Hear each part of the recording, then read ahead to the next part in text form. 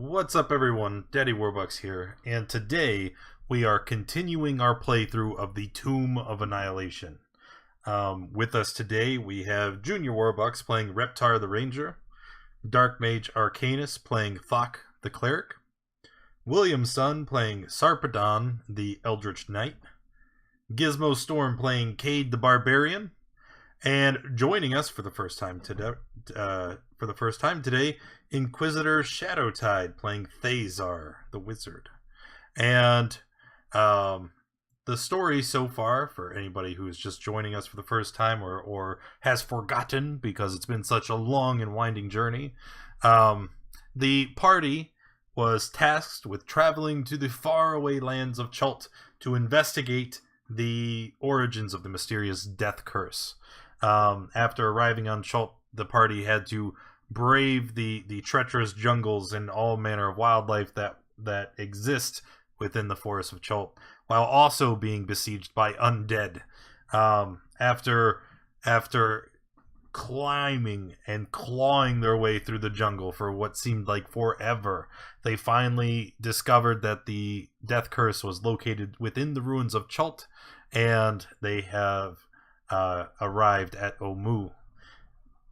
Arriving in Omu, they learned that they had to collect these puzzle cubes that would somehow give them entrance into the tomb, and then they agreed to it was forever, I know. Then they agreed that they would take out a tribe of Yuan-Ti that had settled themselves within the Fane of the Night Serpent. And that is where we ended our last session. The party had confronted the Yuan-Ti's leader, Rasni. They managed to end his life, loot his hoard, and now today we are picking up with the party leaving the Fane of the Night Serpent. Okay, so if you haven't already, fellas, you killed all the Yuan-Ti. It's safe inside the Fane of the Night Serpent. So you're going to go ahead, take a long rest if you haven't. Spells, hit points, hit dice, all that happy crappy. And that's where we're picking it up. So first things first, as you exit the safe, quote unquote. If I say it's safe, you should probably investigate anyway. So as you guys are leaving the Fane of the Night Serpent, passive perception 24 Thok, you immediately notice that there is something amiss. It appears as if there is somebody watching you. So I'll relay that to the party. I'm sorry to interrupt, but already we have a nat 20 coming through for Cade, courtesy of Darlin Luck. I think he knows how much bucks you have saved up, and he's afraid of your power. Uh-oh. And a nat 1 also coming through for none other than Reptar. There you go, boy. Oh. That is courtesy of Hulk Hogan's 24-inch pythons. Okay, Thok, to answer the question you haven't asked yet. What?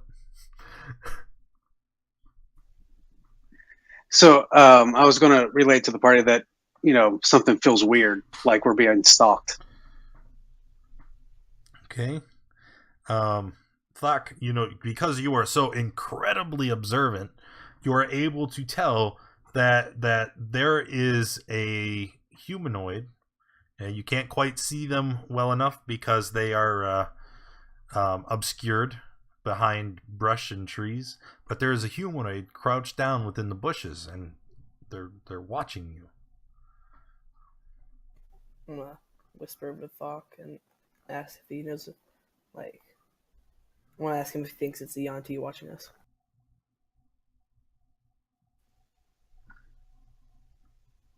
So I guess there's only one way to find out, and as I hold Lightbringer, I just pretty much yell out to the individual. I'm like, "Who goes there?"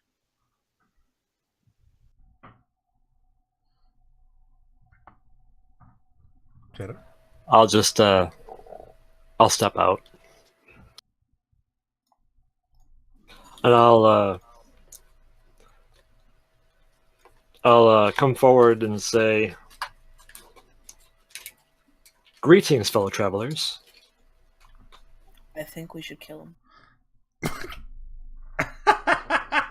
The last time someone said greeting fellow travelers, we ended up in a pit fighting this old cat guy that nearly wiped us.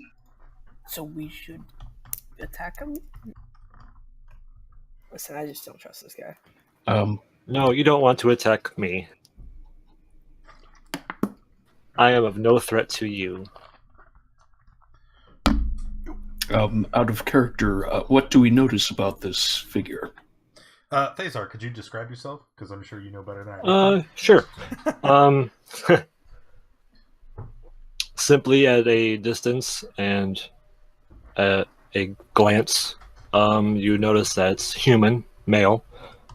He's wearing a red robe. Probably seen one of its like before. Huh? Okay. Other than that, maybe a belt across his waist.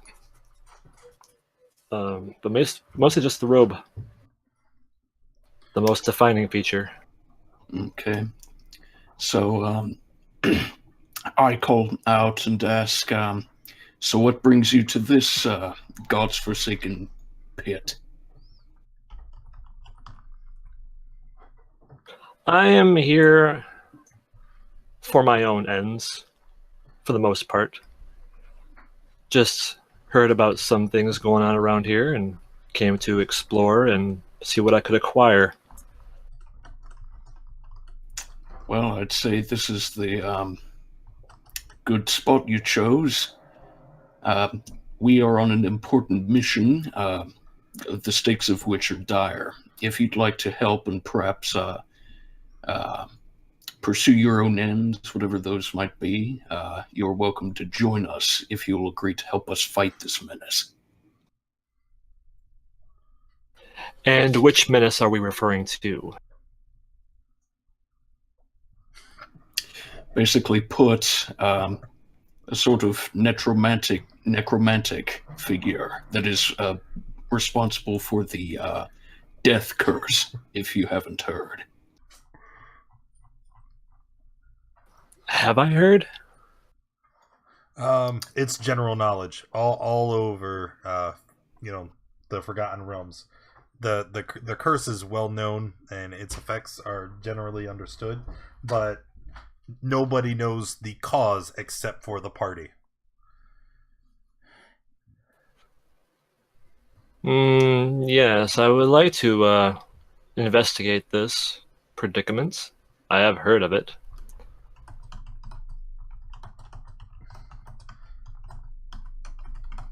You seem unsure. I am as sure as can be. I have a feeling that it'd be much safer traveling with a group such as yours than it would be not. Well, all right then. Welcome to the group. And as you welcome him to the group, while all of you are talking,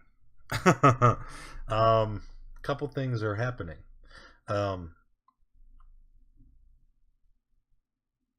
What? 3, 4. What?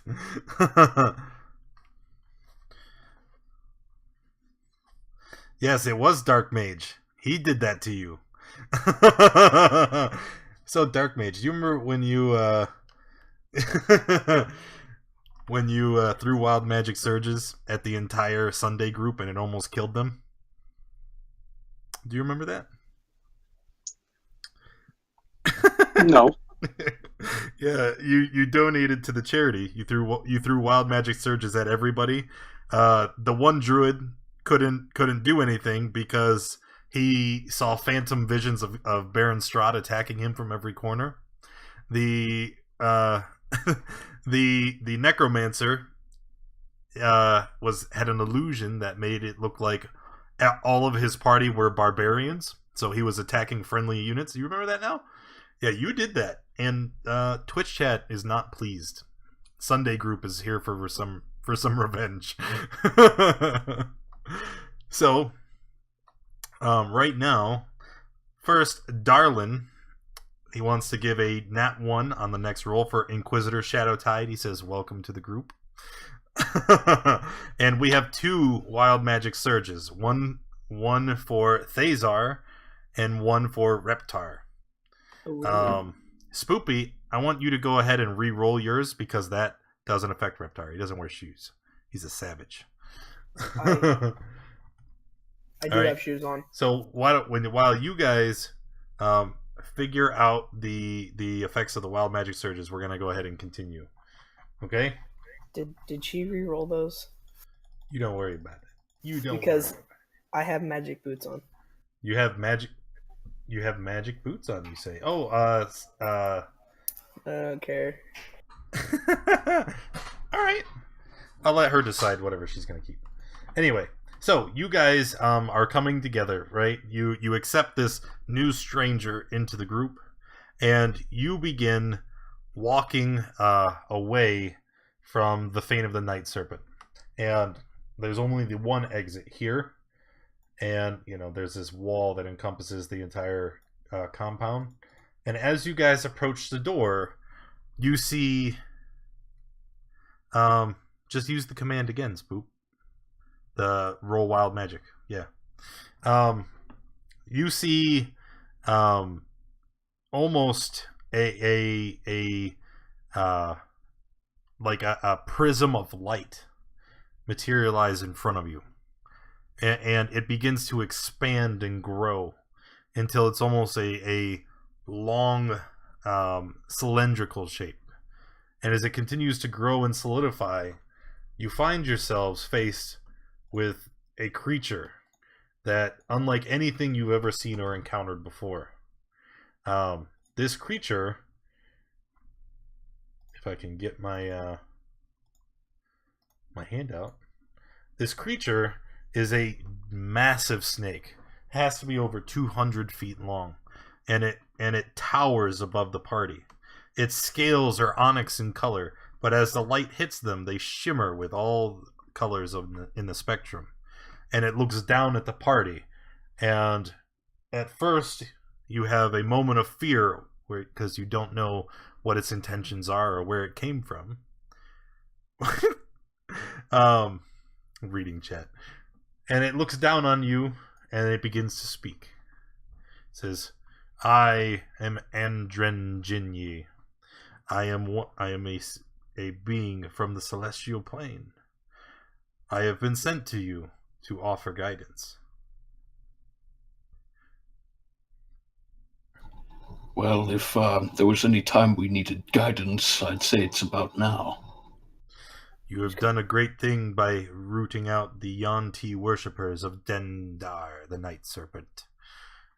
He and his brood were an affront to everything that is good in the world, and we would like to assist you on your quest. Put her token on the table just because she's huge.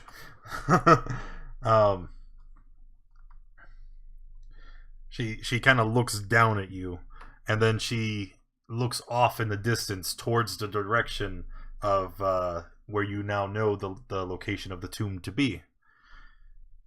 She says, I have no power over whatever is inside those walls, but I would like to help as in any way that I can. And you see that shimmering light materialize again, and then you see 2 people walk out in front of you. They look human, but their eyes are just blinding, shimmering, balls of light. And everything about them just seems to radiate energy, and you can tell just from looking at them that these are creatures from the celestial planes. So she gestures down at one and then the other, and then you see her form begin to dissolve and change again, and then she whispers to the party, your reward for assistance is we will properly provision you before you go. Good luck, and she disappears and floats away. And the two celestial attendants are still standing there. What do you suppose they want? There's two of them, one male, one female. Their hair is made of shimmering spun gold, and as they look upon you, they are clothed simply in white robes, and they have a pack on their side. The one looks to you and says, "What do you require?" You wouldn't happen to have any healing potions with you, would you? We can produce anything that is needed. However, we cannot create something from nothing. These are taken from other individuals and must be accounted for and replaced. And so, as you ask for potions, he reaches inside that pack next to him, and then he pulls out 3 healing potions, and he says, "That'll be 150 gold."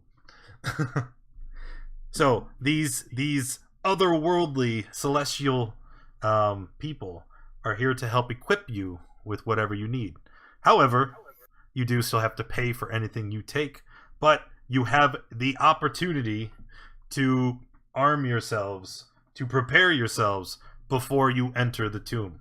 And even though it breaks the immersion a little bit, I'm going to tell you, once you enter the tomb, there is no coming back. So this will be your only opportunity to prepare. So with that being said, inside your journals, there's the shop tab with weapons, tools, armor, adventuring gear. This will be your chance to purchase anything that you will need, that you think you may need. So go ahead, take a moment, look it over, and then let me know. Okay? Question. Answer. Is it possible for me to carry 3 quivers? No! we've had this so many times. Here, we'll solve that problem. Thok, do you know mending? Nope. It's fine. What level are you? 8. Yeah, so next level you get another cantrip, right?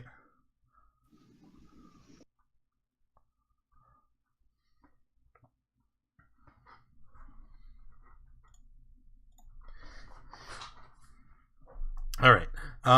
Let's look through chat because I know you guys have been doing a lot. And 2 levels. I have to be level 10 to get another cantrip. Okay. All right.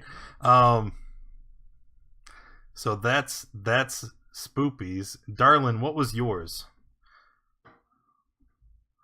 I'm trying to look up and find it.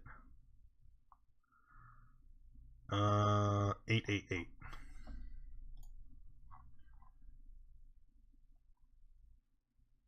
Intense desire to. Why? Okay. Squeaky chair. All right. Are you guys still looking? Need more time? Yeah. Okay.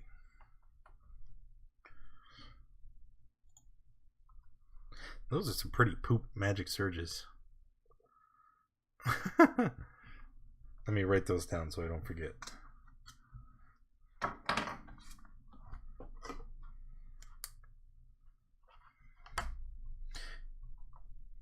What did you say? We could check the prices. They're in the handouts. Like if you're looking at adventuring gear and you scroll all the way down, under the item descriptions there will be charts that show you item and cost. Okay, I found it. Yeah.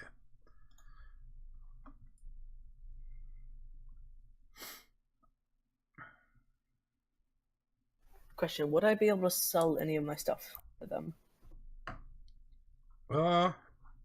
Yeah. Why the hell not? Okay. If they can give you stuff, they can take your stuff. Okay. got some stuff.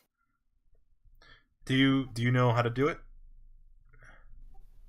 No. It's just all right. Get out of here. I have 2 stuff to sell, so.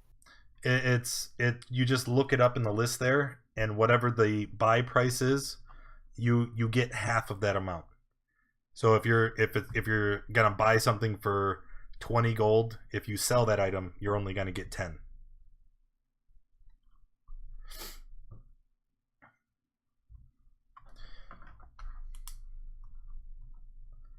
This is I know everybody watching D&D games. This is always the best part. Buying and procuring items. So exciting. I'm not sure what else to get besides healing potions. Well, you can stock up on those. I'll buy 300. It's just I can continue it. What'd you say, Lane? It's just I can't find the because I picked up the macaw picture a while ago and that death mask, so I want to sell. Oh no, those are treasure items. Those you're gonna have to. You can't sell to our magical celestial vendor. You have to sell those to an actual vendor that you can talk with. And 2967. Okay, well, never mind then.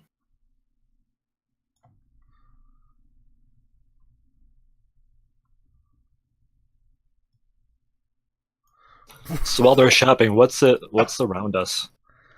You're in ruins of an ancient civilization. So, I mean, there's just collapsing buildings made of stone. You're in the middle of like a tropical forest area, so palm trees, big ferns. Like you can hear lots of wildlife outside of the ruins. Giant roars from what you can only assume to be some kind of giant animal.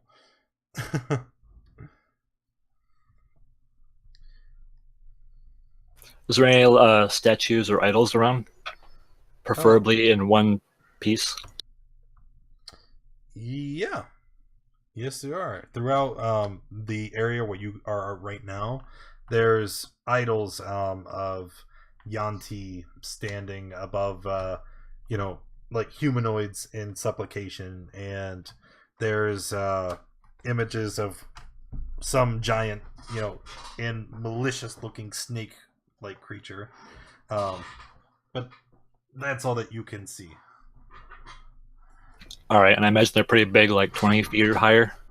No, because these Or small the ruins ones. are they're only maybe 6-7 feet tall. Okay.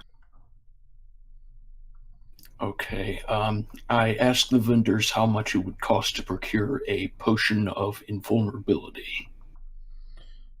That's not something regularly available by vendors, hence it's not on the then. list. All right.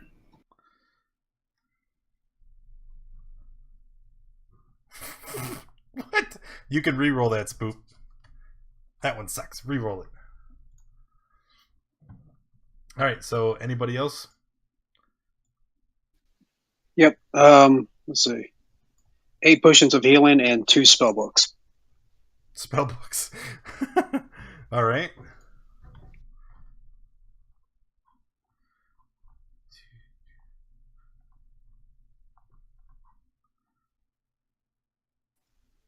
Should be about 500 gold.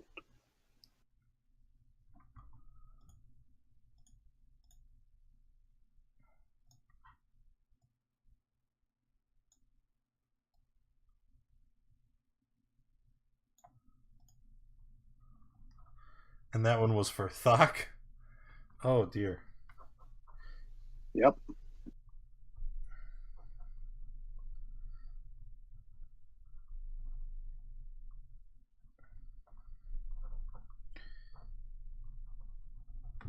Alrighty.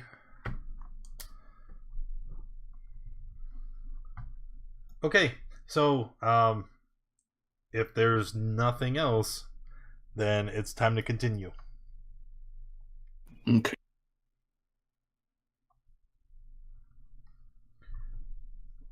All right. So after a moment, the vendors close up their packs, and then they look to each other, and you see them reach out and grasp each other's hands. And as their hands complete a circle, the area between them just alights in a shimmering golden barrier, and they both step into it simultaneously, and they and the barrier disappear.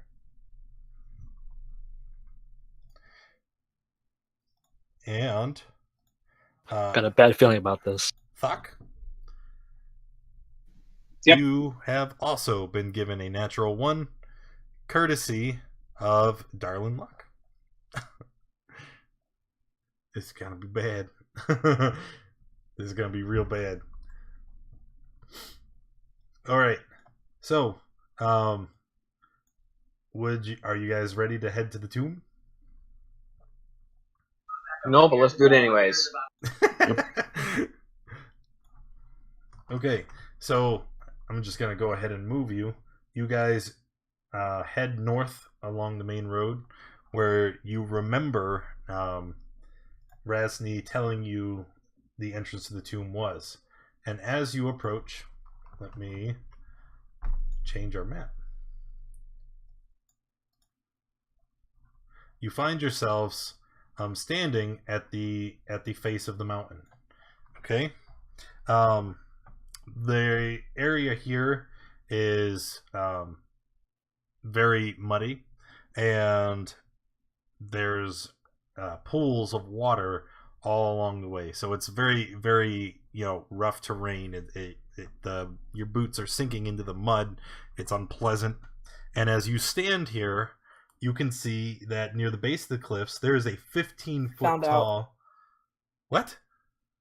Sorry, never mind. Yeah. Near the base of the cliffs, there's a 15-foot tall obelisk of cracked stone draped with vines and black moss. Behind it, you see a dark passageway obscured by withered creepers. A second, smaller tunnel burrows into the base of a cliff to the east. And let me just check. You guys should be able to see all the way up. Yes, you can. Beyond the obelisk, you can see a double set of doors here. And the doors are at the end of a short tunnel of worked stone, and the edges are marked by relief carvings of grinning skulls. There are lines engraved throughout the stone of the door, but it's a little hard to make out since you're so very far away.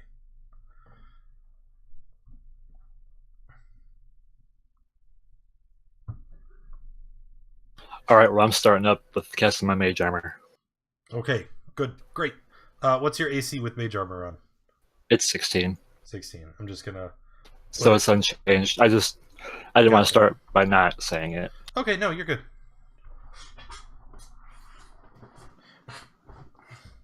All right. Well, I guess I'm going to walk up to this obelisk. Okay.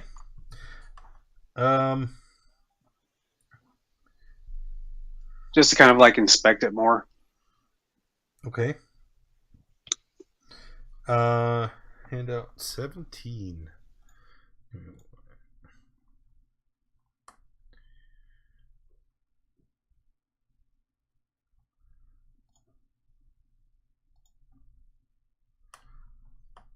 Okay, as you walk up to the obelisk, you see that there is an inscription written in common set into the dark stone. It is. I'm going to show it to you now.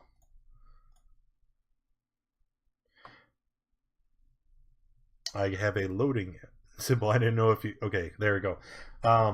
It says, "Fear the night when the Forsaken One seizes death's mantle, and the seas dry up and the dead rise.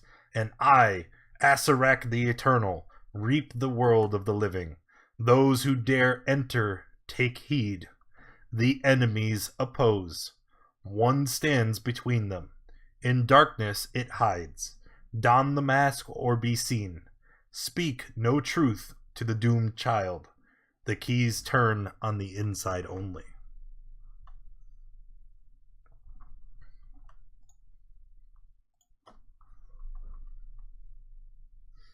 It's not cryptic at all.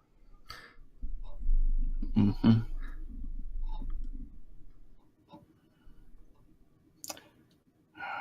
What do you think this sort of riddle entails, Thok?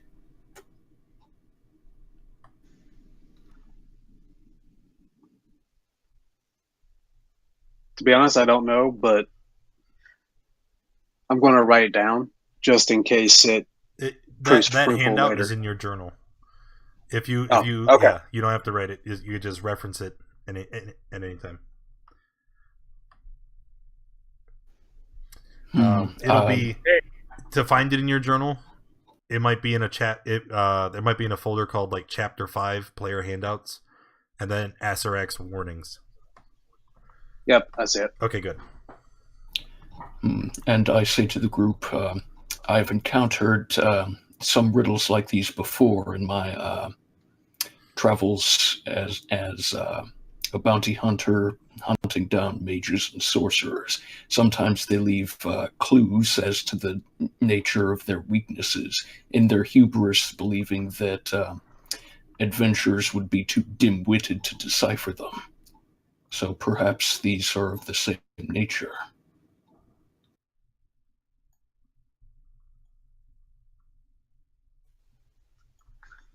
It sounds possible. But we'll have to probably go forth and with all of this in mind and probably refer back to it as time allows. Agreed. Let us exercise utmost caution. What's caution? Hey, Reptar, look, the sign says there's food in there. Go get it!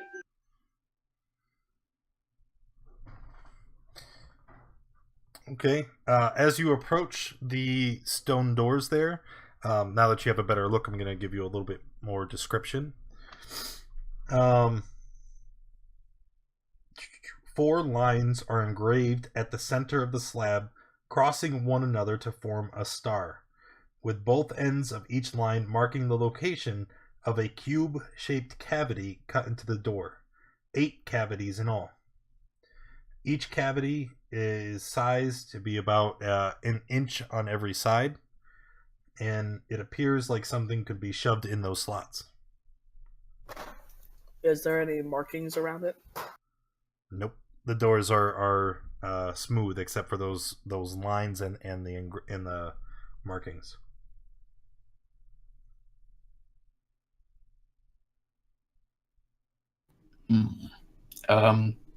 If I look through those slits, can I see anything on the other side? No, they don't go all the way through the door. It's just like an engraving on the front. The riddle said something about the keys only turning on the inside. So perhaps Let's go the other way first then. Yeah, I want to check out what's over here to the east. Okay. Stop right there, please. Let me tell you what you see, and I'm gonna tell you what happens. As you approach this long hall cut into the side of the mountain, you can see that there are alcoves running the length of a narrow tunnel, each one featuring a bestial statue standing or squatting above a basin of oil. Each of the statues depicts a different creature, one of which appears to be a giant frog with stalks on the top of its head with many different sets of eyes. Another one appears to be a panther-like creature with tentacles springing out of its back. Another one looks like a rabbit with horns, and on and on and on. and all of you guys can see that there is one here present for each of the trickster gods. However, there are only 8 pedestals. And as you approach the hall, you see them, the pools of oil bubble and alight. And so now all of the oil basins in front of all these statues are now lit.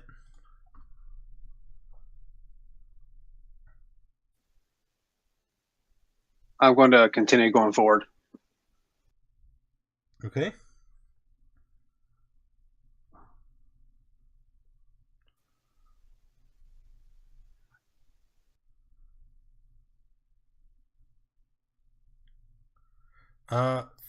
When you get about right there, you can see that on the wall ahead of you, the wall appears to be solid, but you can see a flickering of light behind it.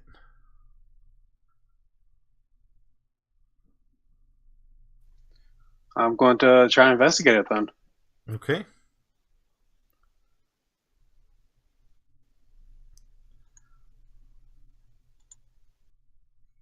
Okay. Looking at the wall, you find a small groove, maybe about 4 inches long, and it's about 1.5 inches deep. And it almost appears as if you could grab at this groove and pull along the wall. That's what I'll do then. All right. As you pull, you see the wall is actually a false front, and it slides he slides away, revealing the 9th statue. This one is of Unk, the flail snail. And as you reveal the statue, you can see that the light was being cast by another oil basin that has been set aflame. And hanging from around the one of the eye stalks of the flail snail, you can see that there is a golden amulet. All right, I'm gonna cast light on myself, on my wand, I think. Okay, let me set your token. You can't see anything, can you? I can't. Everyone's just walking into black space, and I thought I was messing up. It's So I because refresh. you don't have sight. Yeah. There we go. Yeah. I was like, where's everybody going? Might be. So, golden amulet hanging. You guys are just gonna look at it? No, I'm going to reach up and take it. Yeah. Oh hell. No bamboozle. It's just an amulet. However, touching it, makes the little hairs on your arm stand up, and you can definitely tell that there is a presence of magic here. I fall prone and over my head. And I say, "What are you doing? You have no idea what you're doing, do you?" Not a clue. What? We're supposed to know what we're doing?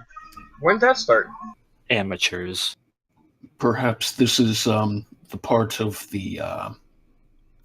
Perhaps this is where we're supposed to use the puzzle cubes we recovered to gain access to this temple.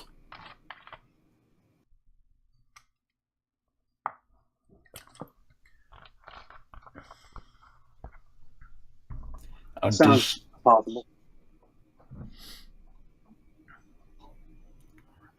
Does there appear to be any sort of slots or devices near these statues where a puzzle cube might go? No, there does not. The only things around the statues are the basins of oil and fire.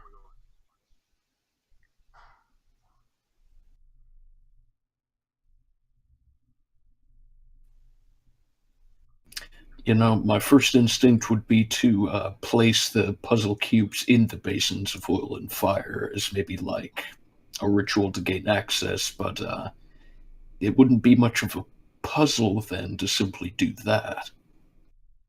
Did anyone put on the amulet?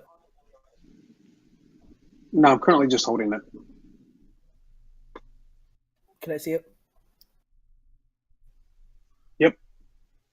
I guess I should point out that the amulet, when you pick it up and actually look at it, the medallion set on it is in the shape of a large golden eye.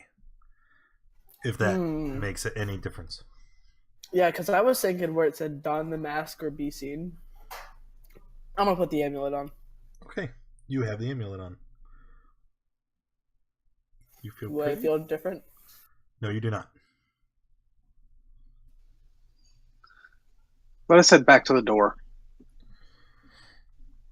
After hearing what Sarpedon said about the cubes and the oil, one of the statues is close to me. I'm going to drop one of the cubes in there, see if it does anything.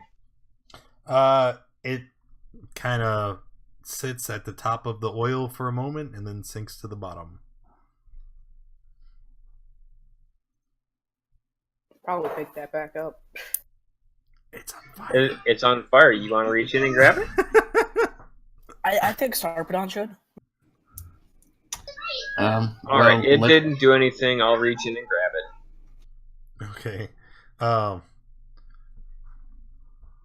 Well, perhaps the puzzle cubes need to be in all of the basins of fire before they will activate, if that's how it works.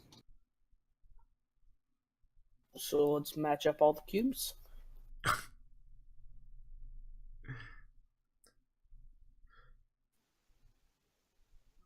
I mean, it's worth a shot. So I'll take the one, or the ones that I'm next to, and toss them in. Okay. You match all the cubes with the statues that match the Omuan god on the face, and once all the cubes are in place, you look around expectantly, and nothing happens. Oh well, it was worth a shot. So, time to pick up back all the cubes. I'll do it since it was my idea. Okay. I can do it. Well, yeah, but you'll have to... Do you really want to use that right now? Storm Soul, 6th level, gain the benefit. Desert, resistance to fire damage. Oh, that's right. I keep forgetting about that. All right. Well, either way, right? Let's just split it between you and Sarpedon, so one person isn't taking it all. I'm going to go ahead. Hold on there, Reptar, because you just did something and it's important. 5, 6, 7, 8, 9. All right. So any one that's rolled is going to do 0 damage, and anything else is reduced to half because you're both resistant to fire. So we're going to go 1, 2, 3, 4. 1, 2, 3. Cade is going to take 2, 3, 4 fire damage, and Sarpedon is going to take 3.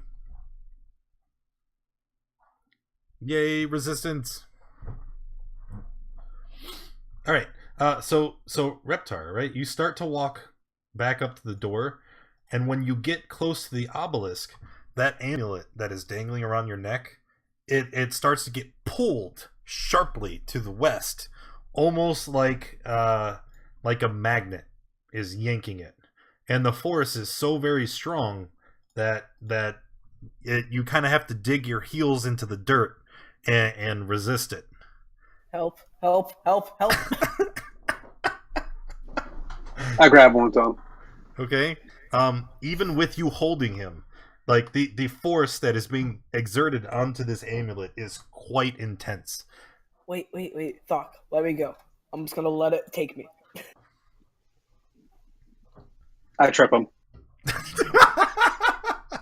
Okay. So you stick your foot out, and then you let go, and he goes flying.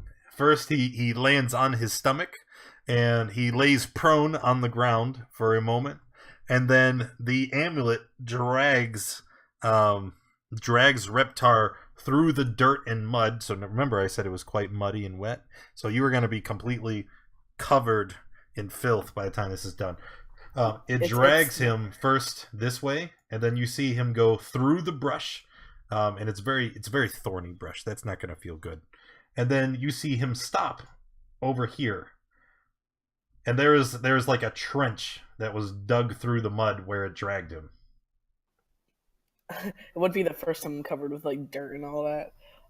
Is there anything where I am? Well, you can't tell. You're on the Visible. ground. I'm gonna be looking while I'm on the ground. You're mostly just kind of overwhelmed and like, oh. You also took 7 we'll call it piercing damage from the thorns and the sticks and the brush you were dragged through.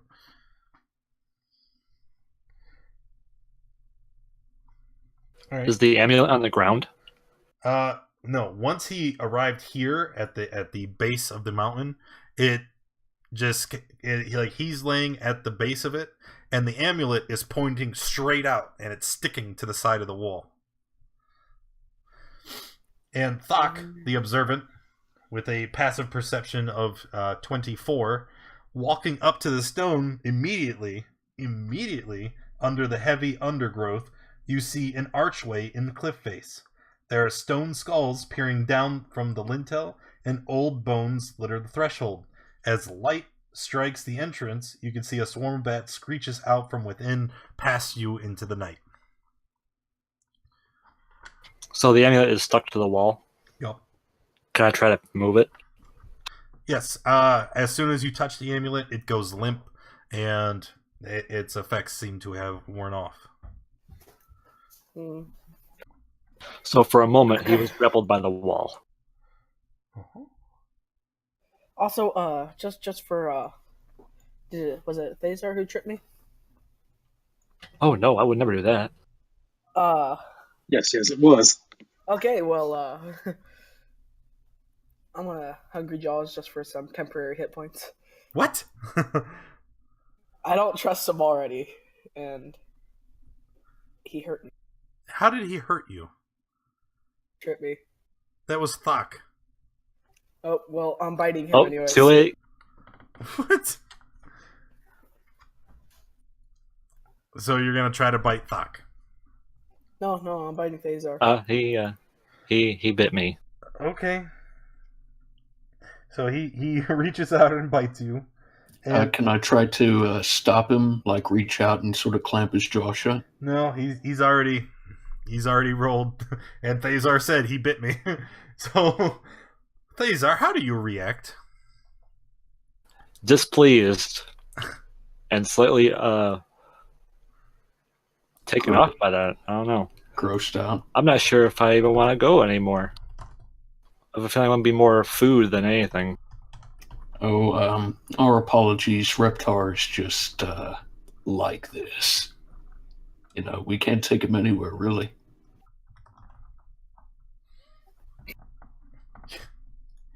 It makes no sense. We're going into this super dangerous tomb, guys. Let me do some friendly fire first. I just wanted some temporary hit points. Okay, let's continue. All right. So what are you guys doing?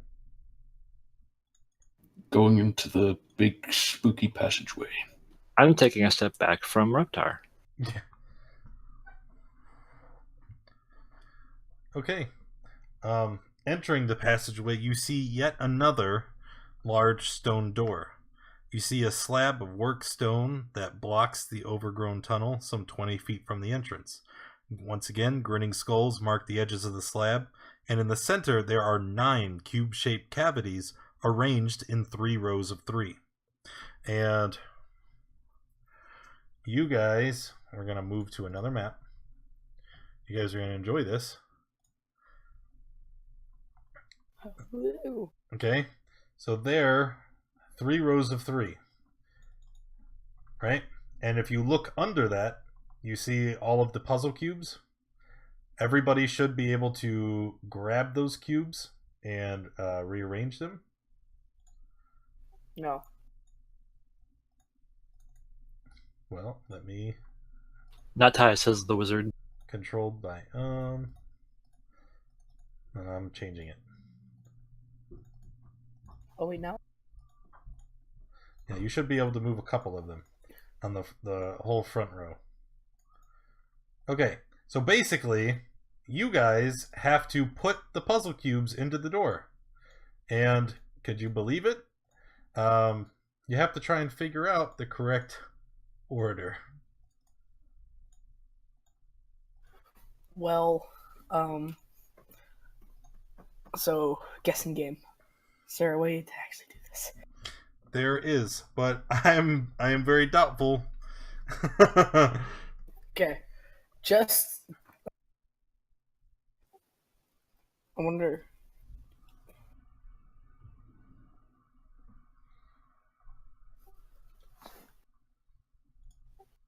Just because I'm kind of curious of what will happen if we put one in the wrong space. We all die. Do your best. I have faith in you.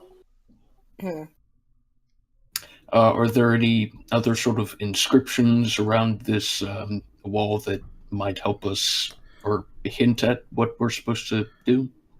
No, they are not.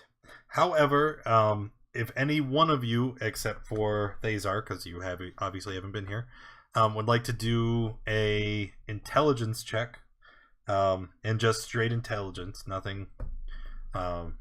If you do an intelligence check to try and scan your memory, see if you can recall any information about the Omuan gods. History check, I guess, too, if you're proficient. Do you guys want me to do it, or? I said all of you can, except for Thazar. Oh. Because he just showed up and he's like, I don't know what's going on. The lizard bit me. You guys are jerks. Wow. 6, 7, 8. I tried. Well, I kind of like the look of this one. It's frog. So I'm going to take this one and put... Okay.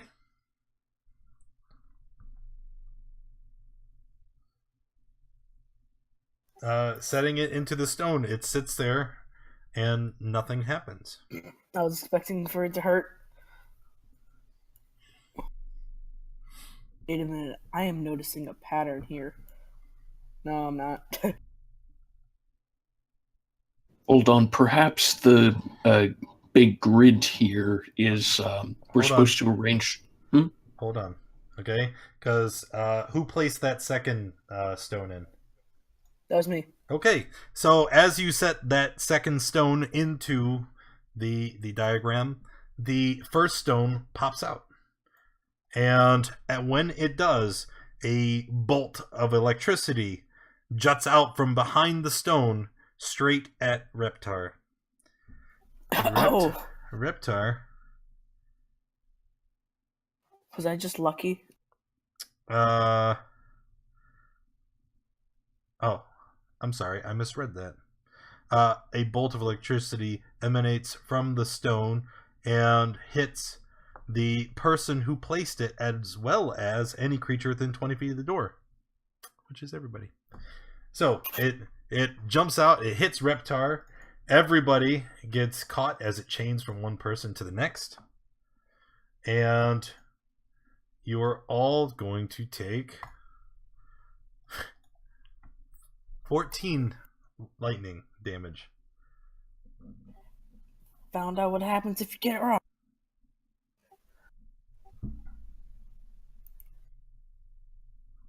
Okay, let's not do that again. All right.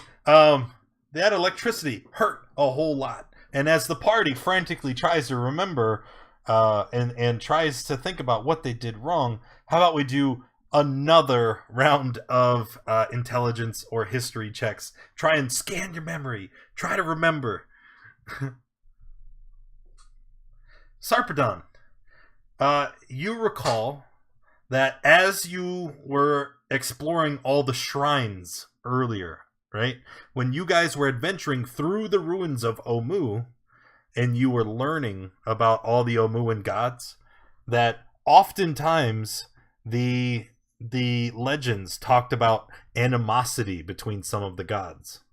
Like they talked about how the one that you know for sure is that Kubazan, the froghemoth, does not like Papazotl, the crane.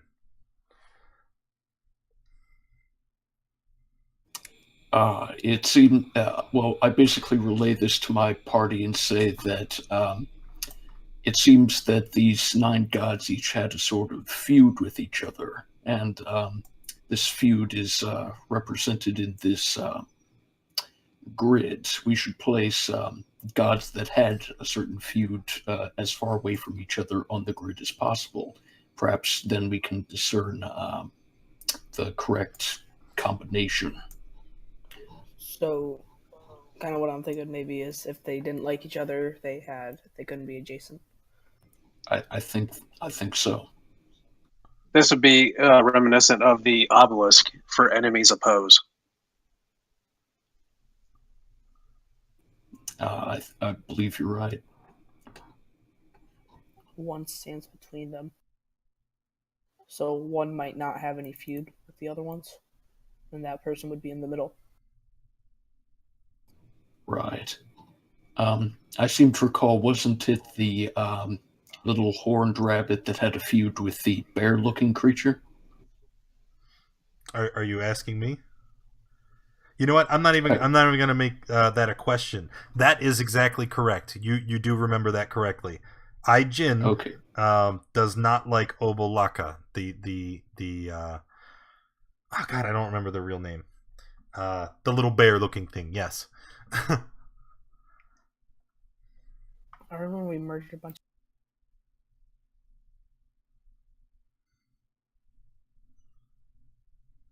I'm just resting it there because I need to scroll up.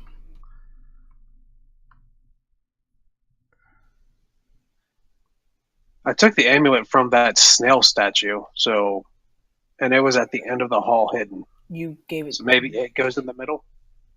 Yeah, maybe. Well, you gave the. So It you're doesn't- thinking the snail goes in the middle? Right.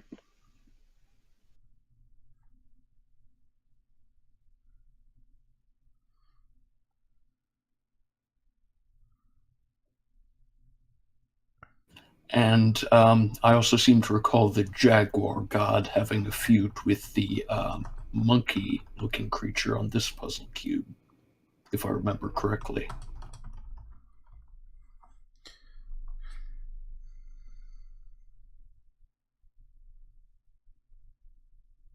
Or should I make some sort of roll to determine if that's correct? You said the jaguar doesn't get And- along with.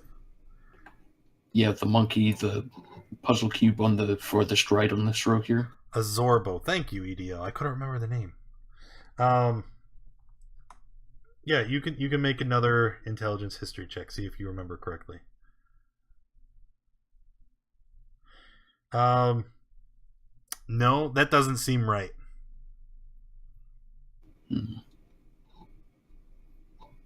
Or does anybody remember what the jaguar creature was fighting? This was a while back. Was it the horned rabbit? No, the horned rabbit was fighting with the bear. The Zorbo.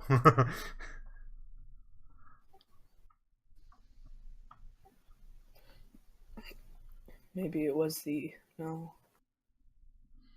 You got a 1 in 3 shot. So trial and error. I'm gonna. You guys trust me to take another risk, or because Does anyone else have an idea?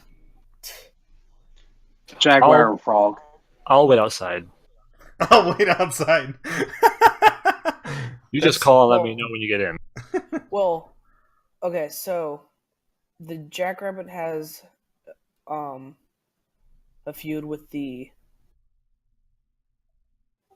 bear. The behemoth has a feud with the crane. So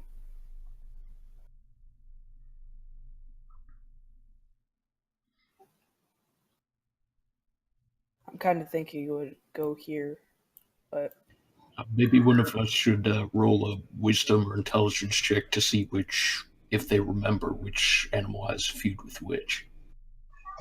I would like to head over to the tunnel where all the statues were and see who's standing across from who in the hallway. Yeah, that's a good idea. Oh.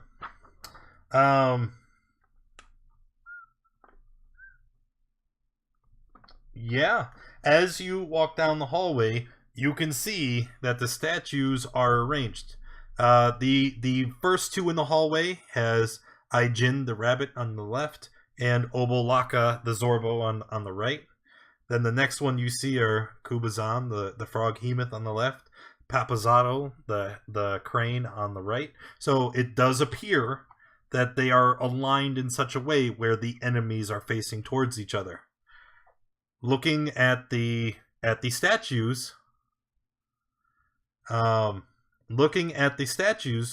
you can see that the Grung Nang Nang, the frog, is opposite Shagambi, the panther, and you can see that Wango, the monkey, is opposite Moa, the snake. I don't think you should put them like that. Putting them like that, you hear a clicking noise, what sounds like a buzzing of electricity, and then the 9 cubes flare with light and disappear. Growling like an angry beast, the slab begins to slide up into the ceiling. Never mind, good job. Okay. Never mind, good job. I'm still outside waiting. Okay. Let me move that door for you. Click it. There it is. It's gone. Door is open. There's another door. Oh, hold on, Reptar, because you did a thing. I did do a thing. Yes, you did. Oh, also, okay. What was ever the thing that happened with the wild magic surges? You don't worry about it. I'm waiting to spring those on Sweet. you at an opportune time. All right. As the door opens, you see that the hallway extends another 20 feet beyond the first door. There's an iron lever set into the door's surface, and there's a stone skull leering down from above. Now, Reptar just charged ahead. Hey, the door's open. Let's get in there. And as he does, the skull's jaws creak open, and a skeletal hand holding a crystal hourglass-style timer emerges from within. With a click, the timer rotates, and sand starts to trickle into the lower globe. Gonna run 10, over and pull the leather. 9, 8. Pulling the lever. Okay.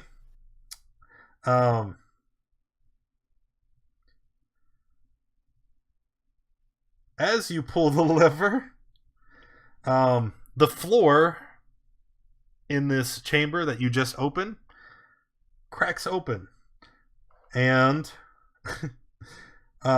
This wasn't the right it thing cracks to do. open along a central seam. Each creature standing on the floor, which is just Reptar because he walked in and then panicked. He's like, "I'm gonna pull the lever!"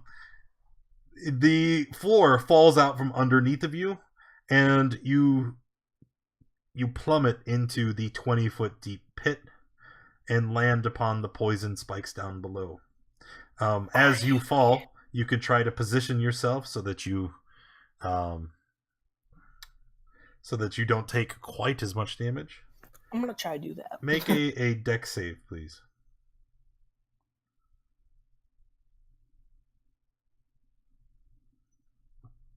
$26. All right, that's a good save. Okay. As a matter of fact, you did so well that you're going to fall. Oh yes, yeah. I've not been paying attention. This would be a pretty bad time for me to remind you that you have a natural 1, wouldn't it be? Oh, I forgot. Oh. Never mind then. Thank you, Twitch. Keeping me honest. Do I Okay. need to roll the nat one thing? Nope. I see I didn't want to blow it on all the RP and puzzle making stuff because otherwise we'd be stuck here all day. But this is important. So you try to jump out of the way, whoopsie, and you slip and fall, and you are going to land at the bottom of the pit. First things first, you're going to take bludgeoning damage for falling 20 feet.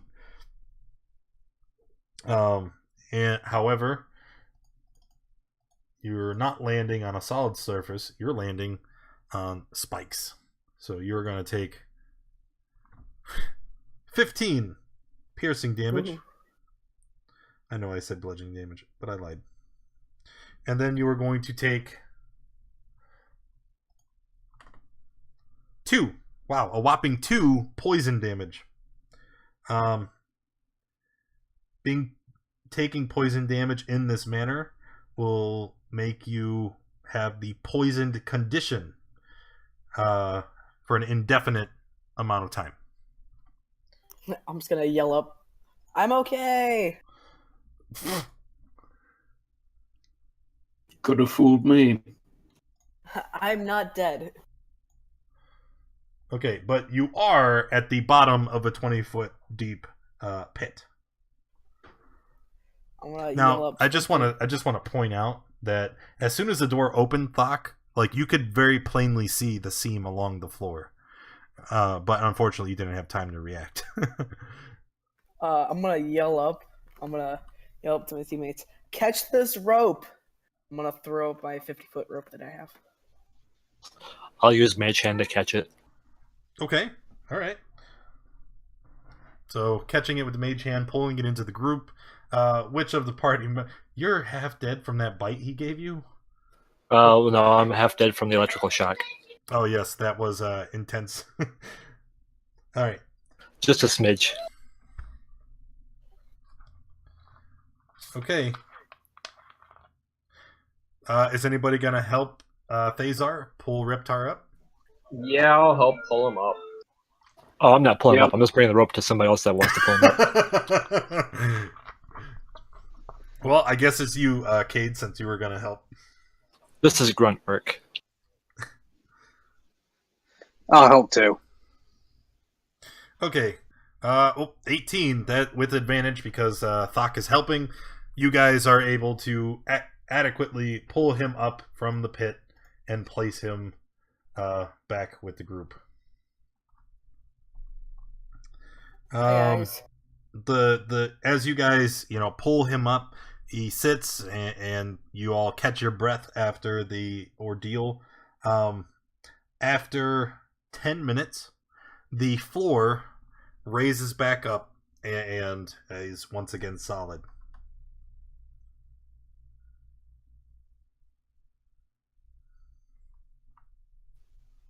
All right, I want to take this time to kind of heal people. Okay.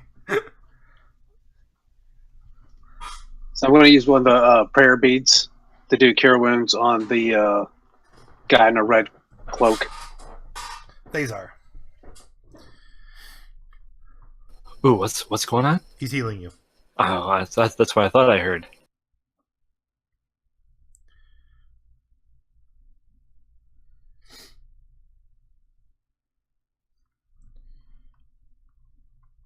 What am I healed up to? Or is that being calculated now? I think he's rolling it because it shows up blank. Yeah, I'm fixing it.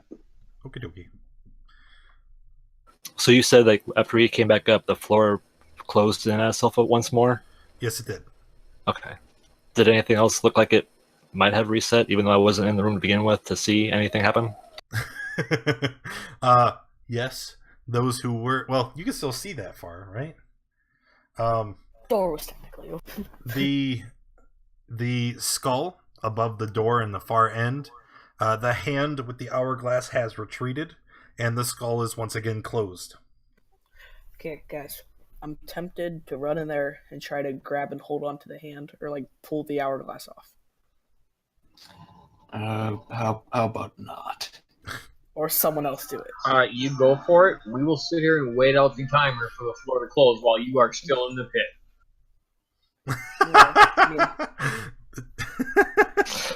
We'll tie a rope around your waist. I was gonna say that. So the timer will start as soon as anyone enters the room, correct? That's what it appeared to be. All right, so apparently we have that amount of time to get over to the other side and open the door and enter, maybe. Or,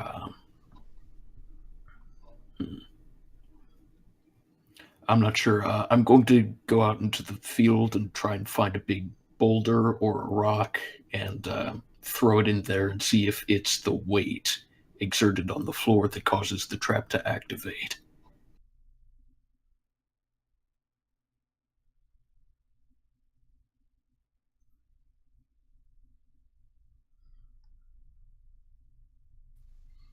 Okay.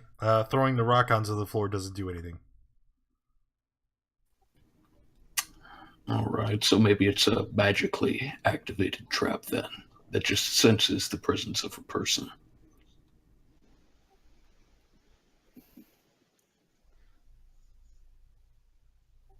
How much would you say that rock weighs? It was a big rock, right, Sarpedon? Right, I sort of rolled it in its big boulder.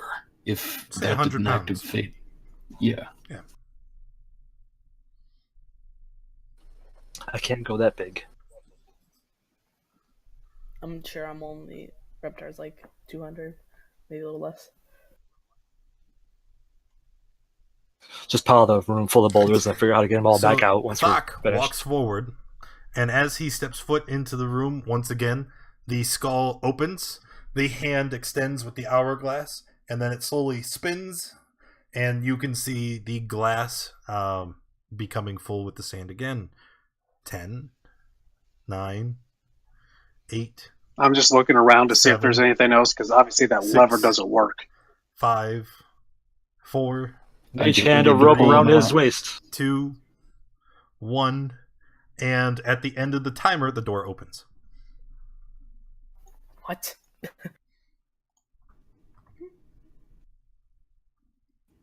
All right then.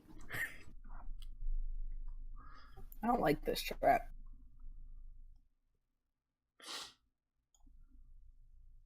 Hold on, fellas. Why don't we let Thok go first so that he can use his keen eyes to detect hold the on, traps fellas. before we blunder? They've already walked into the hallway. As you open the door, you see that it is a moss-covered corridor extends beyond the second door. Tree roots hang from the sagging ceiling, and the air reeks of rot and damp. Ahead, a bast-covered relief of a bearded devil's face adorns the wall at a T-shaped intersection. The devil's open mouth is a well of utter darkness. Now, and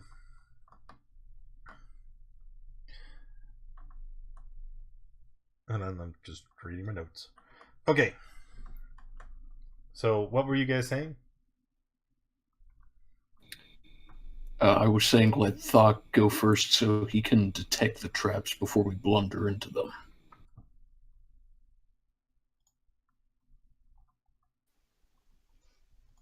Might be a good idea.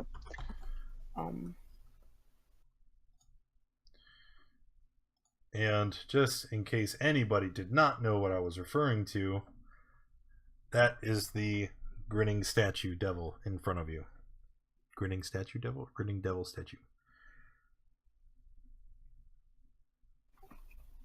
I'm gonna sneak my way up there and peer around the corner, trying not to be detected.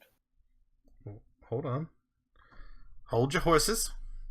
Because as Thok walks up, Thok, immediately next to you, looking down at the ground with your observant feet, goddamn you, you see very clearly a pressure plate about 5 feet wide, and it's it juts up about a quarter of an inch above the rest of the floor.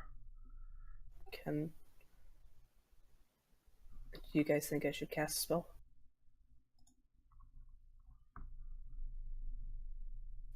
Okay. Anyone? I'm gonna cast a spell. What spell would you like to cast? And I have been waiting for this. Reptar, as you cast the spell that is oh so familiar to you, something is amiss. The magic of your spell, for one, it fails, and your find traps does not work. However, the magical energy, since it cannot be put into form in the spell that you have chosen, lashes out at the party in odd and unpredictable ways. Thaz, you find yourself with an odd compulsion to want to stare into the sun. The sun? The sun. Good thing it's nighttime. Because I did say it was night when you guys were... But just add that into your bio sheet. I will remember. Reptar. Okay. A wisp of magical energy hits your shoes, and your shoes begin to fill with a very sticky jelly. It's very unpleasant, and you must remove them. Can I still keep them? Yeah, you can still keep them, but you can't wear them. Put them in your bag. You gotta get them cleaned. No. You gotta clean your shoes. That's something I never do. Sarpedon, a wisp of magic hits you, and immediately you begin to, because this is a familiar effect. You've experienced wild magic surges before, so immediately you start patting your body, checking your gear, like what the hell happened? But you can't quite discern what it did.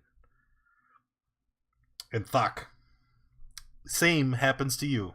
A wisp of magic hits you, and then you're standing there, and you can't quite tell what has occurred. Well, Give me one moment, because you guys are still at this point. You have walked into the mouth of the tomb, but there's still moonlight trickling in from the outside. So give me 1 second. I just removed Thok from the lobby, so he can't hear us. His wild magic surge has made it so that when he is hit by moonlight, he appears to be naked. So when I pull him back into the lobby, you guys can react in any way that you think would be appropriate for seeing a 7-foot-tall naked orc. Okay? okay. I stand like 3 feet tall. That's not the view I want. All right, I'm pulling him back in. All right, Thok, you there? Yep. Okay. Oh my god, Doc, put your armor back up, man. I don't you just see it, man? Come on, man, please. What are you doing? Like, why are you just standing? Come on. Thok, I believe the wild magic surge has played a very sadistic trick on you.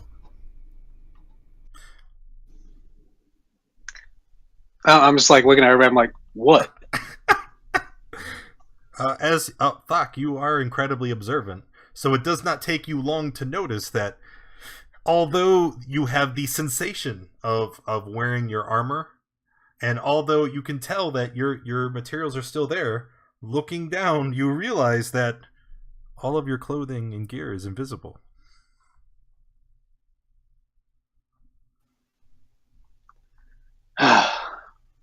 Reptar, I'm going to kill you. What? No! Don't kill me. You wouldn't kill your lizard friend? What did you do with all of my clothes? I didn't do anything with clothes. Listen, I barely wear any clothes myself. Why would I want them? He probably just botched that fine trap spell of his, and it's doing weird stuff to us. All right, well, ain't no sense in trying to find anything. It's kind of, unless I'm going to put moss around myself. At this point, I wish it was daytime. At least then you wouldn't have to see it because you're staring at the sun.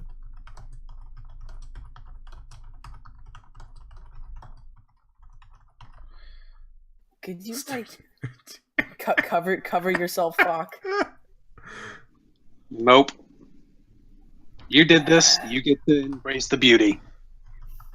Yeah, but I was gonna- why do I have to suffer?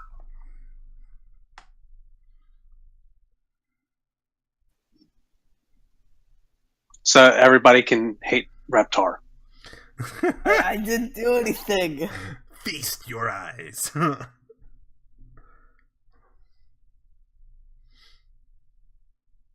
Party?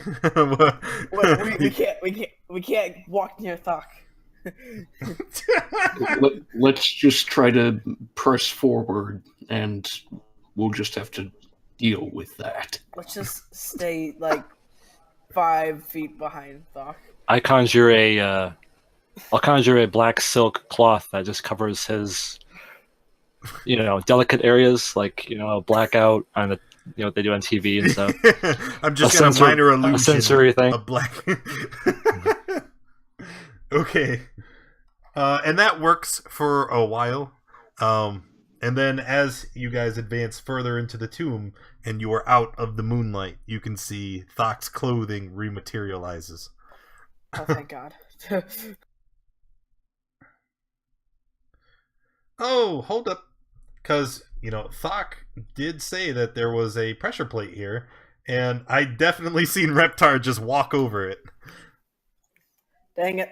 So Reptar is standing here. I never told him the pressure plate was there. I know you did not. So Reptar is standing there. However, unfortunately, do you guys see? Actually, I'm thinking that you can't. Now that I'm. Yeah, you can't. Okay. At this point, I think I'm temporarily blinded.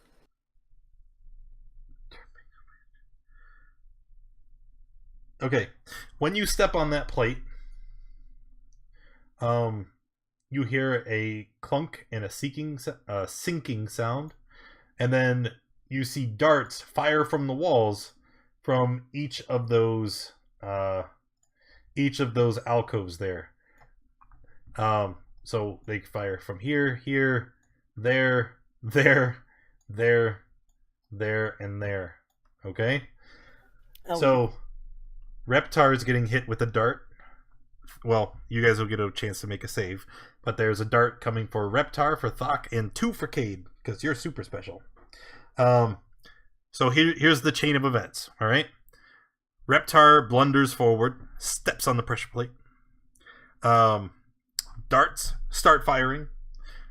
Thok, you saw the pressure plate, and as he walks forward, you know what's going to happen, so you're going to get to make your check with advantage. But I need each of you... Haha, jokes. There is no check to avoid it. Each of you just gets hit. You take a dart, and you're going to make a con save to resist the poison. I'm already... Oh. Would it just be like without poison damage? Yes. Would I be able to use my danger sense to dodge out of the way?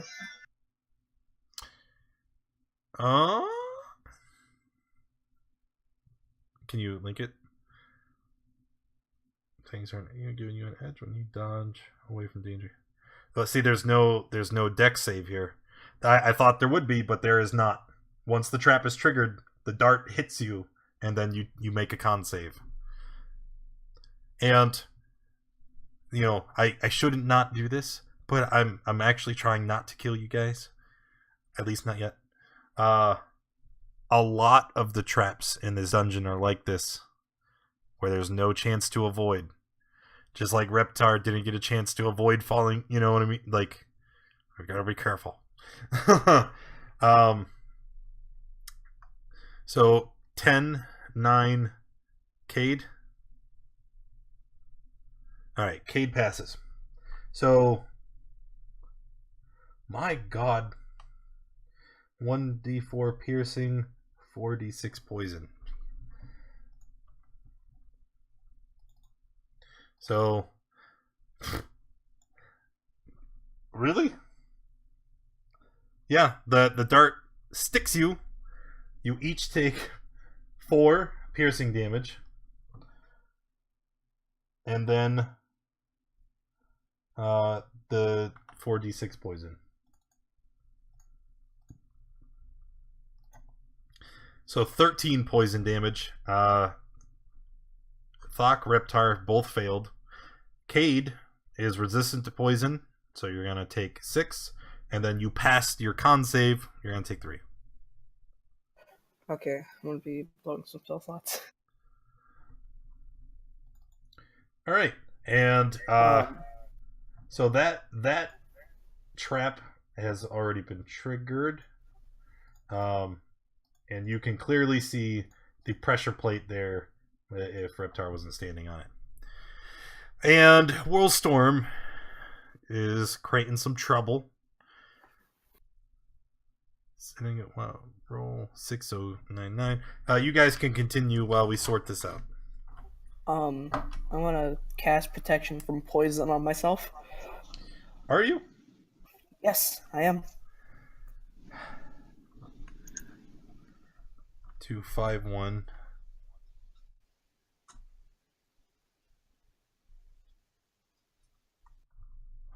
Well, what was the first one for, Whirl? Go ahead. Protection from poison. You're good. If it is poison, you neutralize the poison, so you no longer have the poison condition.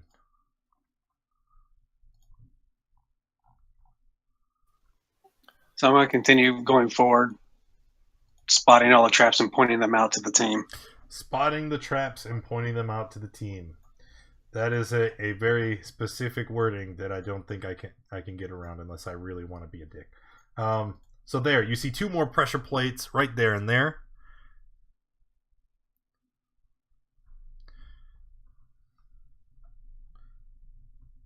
Oh, you only rolled once, and then you re-rolled because it was poop. Yeah. Okay. That's actually kind of cool. Thazar. Whoa. I'll get you in a second. So you guys advance. You guys are really moving too fast. I'm trying to do shit, and then you keep moving. As you guys advance, you're standing now in front of the green skull, right? And you see a rusted iron grate is set into the corridor floor. Through its bars, you can see muddy water flowing slowly past.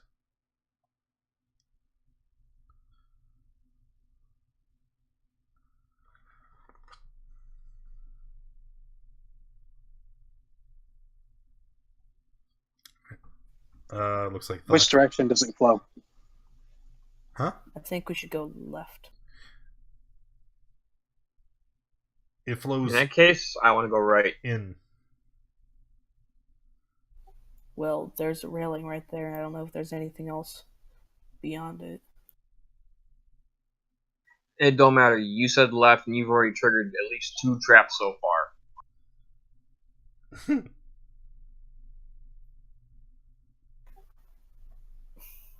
Well, Serpent Thok, you guys are leading.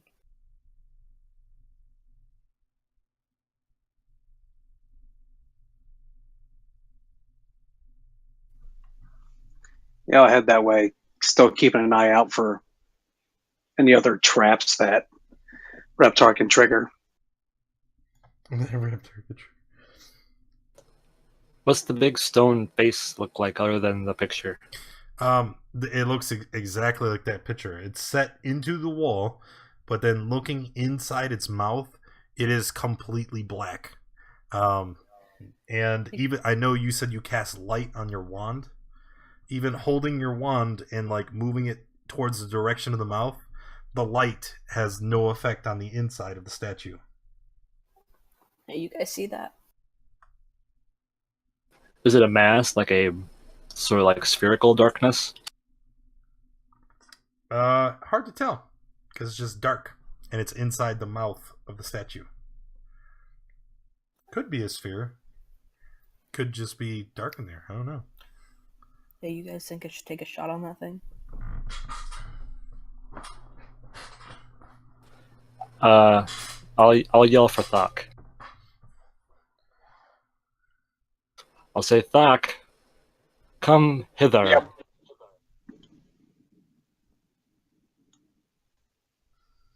What'd you do? Nothing yet. I was looking at the statue, and the mouth seems to have no presence of light, and no presence of light can be afflicted by it. And I was referring back to the old riddle that we found outside, and it said it can be found in darkness. Or in darkness it hides. Something hides in here. Well, you could always put your hand in and find out. Who wants to put their hand in it? I'll do something, but I'm not gonna stick my hand in it. I'm gonna use my hold on, I'm gonna make sure I know what it's called exactly. Wait, I got an idea. I want to use minor conjuration to conjure a stick. Or I could just take a torch and put it in there. Like Lopez, thank you for the stick biddies, part of buddy. it. You want to use your torch? Yeah, I'll just take the non-lit torch and just stick that in. See if anything will happen. Don't bother conjuring anything. Okay. So,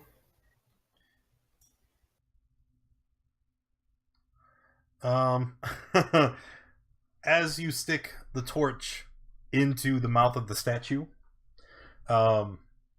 as your torch passes through into the darkness that is inside, you don't hear anything. That's the first thing that strikes you, is the things that happen with a complete absence of sound. And you watch the torch go into this sphere, and immediately it's like reduced to splinters, and then the splinters are immediately reduced to nothingness as well. As soon as it passes that threshold, it's just consumed, gone, destroyed, annihilated. And you're left holding just a stump of the torch. okay, so definitely shouldn't put my arm in there. How do you use the bits? Bropez, it depends on what you'd like to do. There is a command list. No, ignore the command list. That's for if you want to use bucks. How about you just tell me what you'd like to do? You want to heal Reptar for 3? All right, Reptar, you heard me. Bropez89, new to the channel. Appreciate you, buddy. He's going to heal you for 3.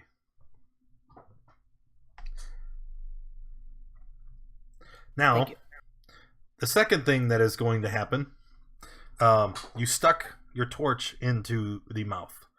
And as you do so, again, you hear nothing. But you do feel a vibration. It's in the start. It seems to be centered on the statue in front of you. And it's, in the ground under your feet. And you see...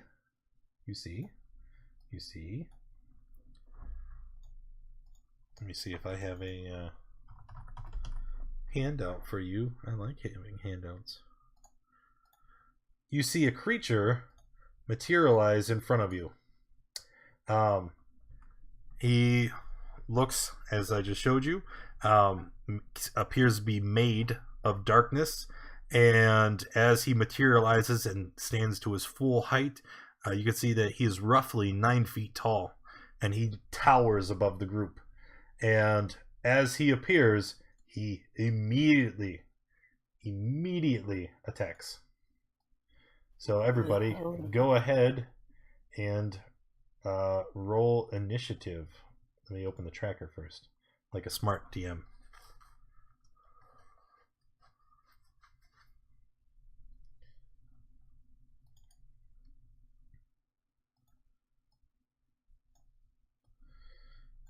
Okay, and we're going to add a turn. And we're going to put him right there. And is that everybody? Thok, Thays, Arcade, Sarpedon, Reptar. We did it, guys.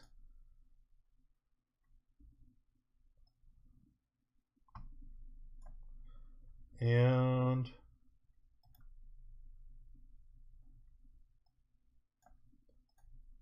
all right. It is the Shadow Demon's turn. And seeing how Reptar was the one who summoned this creature, can you guess who he's most annoyed with? Probably Cade. Probably Cade. You are correct. Except if it was opposite world, which it isn't. So the Shadow Demon is going to attack Reptar. And he's going to attack you. Holy bejeebus.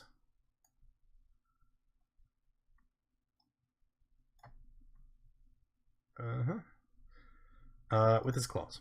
Rah! And that is a hit. Okay, take 6 psychic damage, and then a separate instance of 18 psychic damage. Holy crap. You knocked me out exactly. You're Does Demon get disadvantage from the light spell? Yes, but 20 is still a hit versus his AC. Okay. Up next, Cade.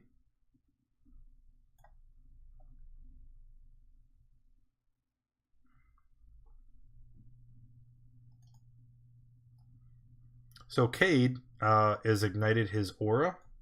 So I need Thazar and Thok to both take 3 fire.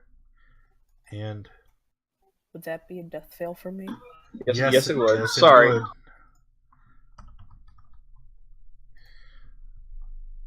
So Reptar has 1 failed death save. All right. So after using your rage, Cade, what would you like to do next? Oh, it's party time. Out of character, do I have a nat 20 standing? Yes, you do. You have a nat 20. Thazar and Thok both still have nat 1s coming. So the first attack, nat 20. Wow. Go ahead and roll 2d10 plus 4, 5, 6, 7, 8. And then, does this lobby not have my crit and fumble tables? I'm going to be so annoyed. Let me drag those over from one of the other games. Plus how many? And then let me look at your modifier again. 4, 8, 9. 4 from your strength, 4 from your proficiency, and 1 because it's a magic weapon. And you said 2d10? Yep, because you crit, because it's a nat 20.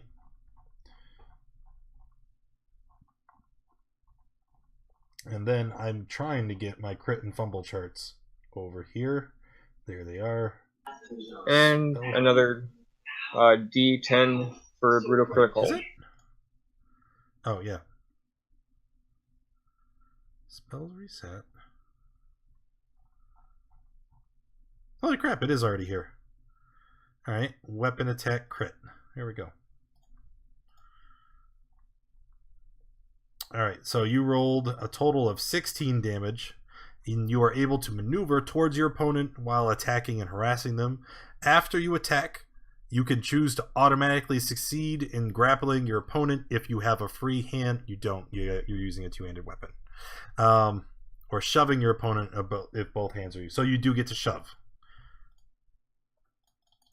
Okay?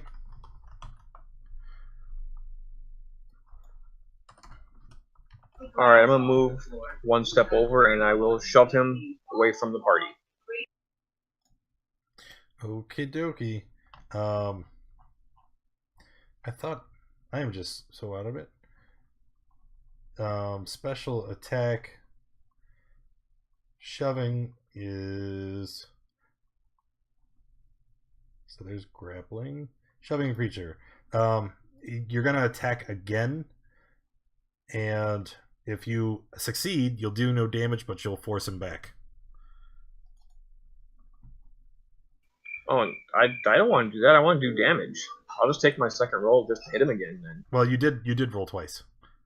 You rolled your first roll is 26, then you rolled a 21 for 18 more damage. Oh, okay. Yeah, the shove is in addition to.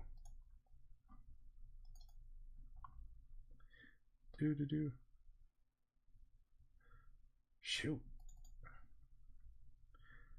26, 30, 32. My God. That attack. And you shove him. So you're going to shove him away from the party. Correct. All right. So just to illustrate what just happened, right? This demon comes out and materializes in front of the party, and it's rising up from the shadows.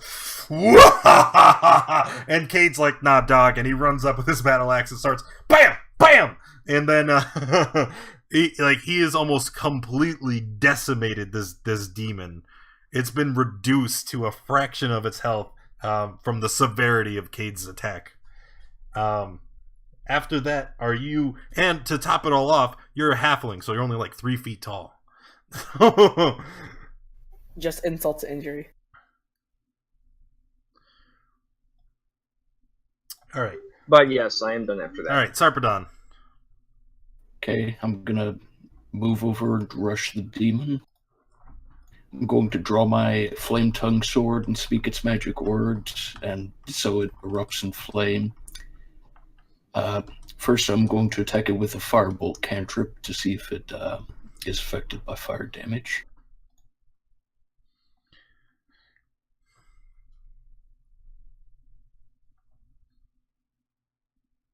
Okay.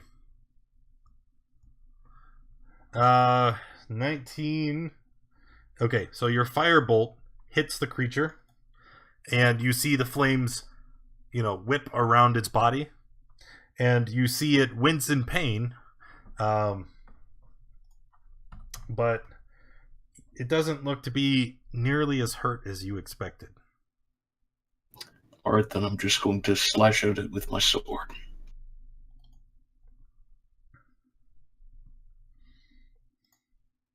And I know you didn't use the command word yet, but it is on yeah, fire. I did. Right? I said the sword's command word. It's on fire. Okay. So 12, 31, 15.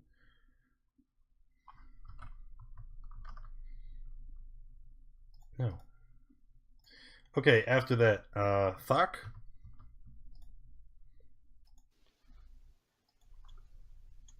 We're gonna move up and cast Cure Wounds at second level for Reptar. Now, however, because he's at 0 hit points already, Yeah. because of my domain, Yep. Death domain. Yep. Yep. So you cast it at the second level. So it's a D8 plus 6. No. What's the second die for? So at second level, it's 2d8 plus 6. Yeah. Yeah, but there's... Okay, it doesn't matter. So it's going to be 16, 22. Yep. Yeah, there you go. So 22. Yep.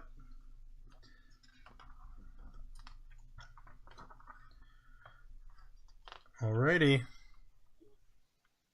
After that... And that's pretty much it. Alright. Reptar. Well, The freshly not deaded Reptar. Yes. I am going to shoot him with Slayer's Prey and then shoot him with the bow.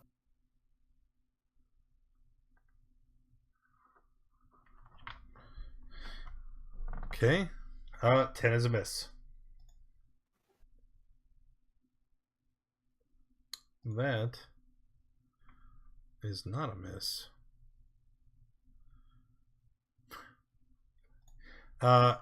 So the arrow is going to hit it, and then the demon, the arrow will hit it, and it kind of lingers in the air for a moment, and then you see the demon begin to evaporate, and it turns into a puff of smoke.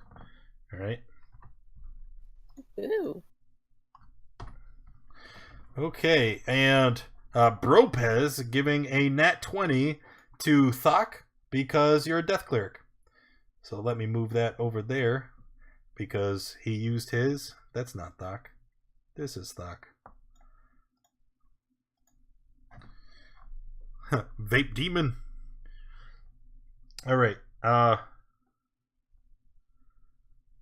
And that is all. The demon has been defeated. What would you guys like to do now? Can we see into the place that was his hidey hole now? No, it is still completely immersed in darkness. It leaves you to believe that the darkness and the demon were not related. Hey, should I put something else to see if I can summon another one? Your face. So, do we want to head left? Because it looks like a dead end. I can't. Maybe you need to put your most valuable treasure in there. I don't have any valuable treasure. It's surely a way to keep it safe. How about we don't put anything else in it in case it releases more demons? It kills me. So I'm going to head this way. But the demon itself didn't leave anything behind. No, it did not. It was like an ethereal shadow given form, and then when it died, it just dissipated. Now, we can see that person down there, right? Hold on. All right. If you calm yourself, I'll tell you what you see.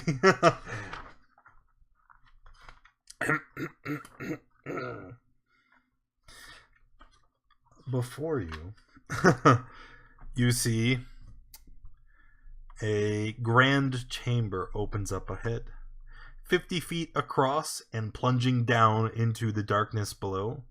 A stone balcony winds around the walls to connect 4 archways. Other balcony levels are visible below. Propez, thanks for the follow. With corridors radiating off in all directions. To the north, a stone staircase descends to the lower levels. The grand staircase here, when you're standing here on the balcony, it's 45 feet down below. So those of you that have, actually, Thazar is holding a source of light, so it kind of radiates down there, and you can see a hunched figure glaring up at you from the balcony, wearing a mask that is a replica of the devil face at the tomb entrance. Without saying a word, the creature steps out of sight.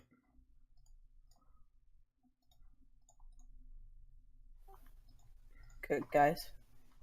Do you remember that plaque we read? Yes. Don the mask or be seen. Yeah. I think we should get that mask. Alright then, let's try and follow him wherever he went. Well, I assume he's down here, so someone else want to lead. Oh, wow, you're doing such a good job of setting all the traps off. So you guys are going to go down Yeah, the I'll stairs? stay in the lead. Yep. Okay. Hold on. No, don't move. I'm trying to grab you guys. Controls. Delete.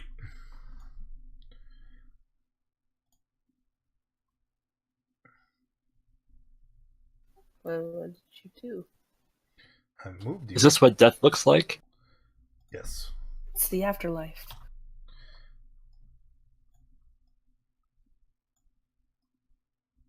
If you keep setting all the traps off, you're going to get to see the afterlife. Yeah.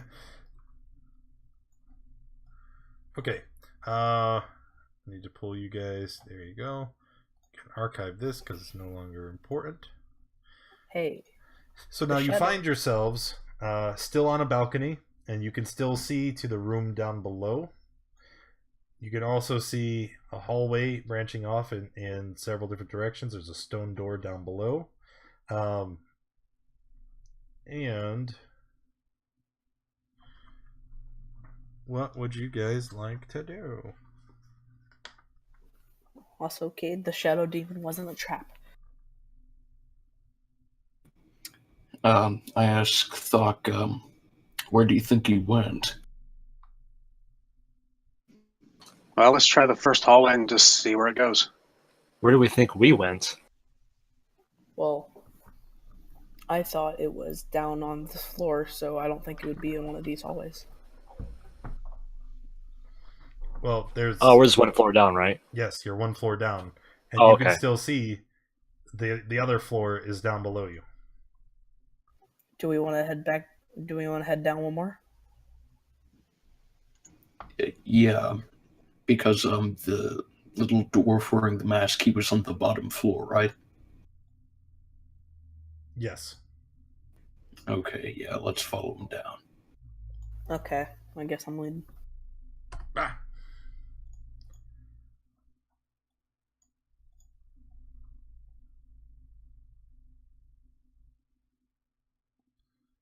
Doo-doo. Doo-doo. Okay, so you guys come down the stairs, and you find yourselves in another balcony, and you can see that the balcony still continues to go to the level below you. However, you can also see... I have to find my notes.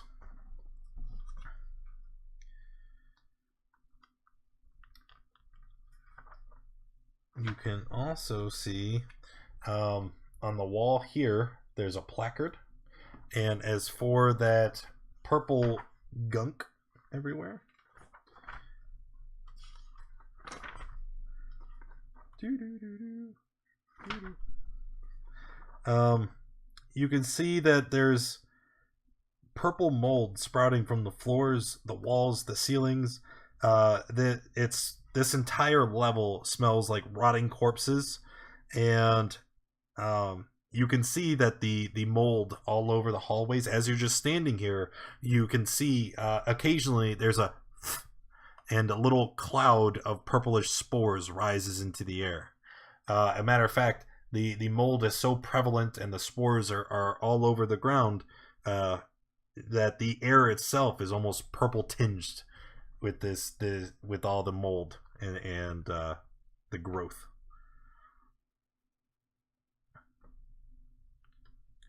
I'm gonna go up and read this plaque. No, you're not. You can't read for a last time. I tried to, okay? I'm just gonna look at it and pretend like I know what it says. I like to dream. Okay, well, you can stay and pretend to read while we go down and try to find the little dwarf man. Or, well, before we proceed, I think maybe we should get rid of this moss or the mold. So I'm thinking of setting fire to it with a firebolt, so you all might want to stand back a ways. Why not save your spell? Firebolt is a cantrip. It doesn't cost him anything. I don't think that's a good idea. All I gotta do is grab it to start it on fire. No, don't burn it. I still don't think that's a good idea. Well, just move back a little ways, and you go up the stairs, like up to the previous floor. I'll set fire to it, and it probably won't reach you. Okay, let's talk more action. What are we doing?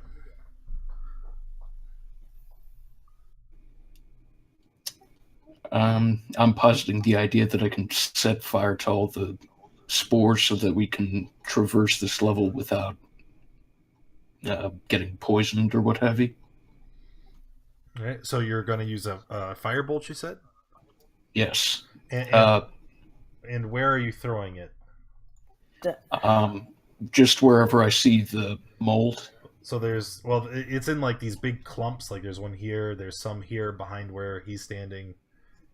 So Well, yet any clumps that would get on our ways, we try to descend to the next level.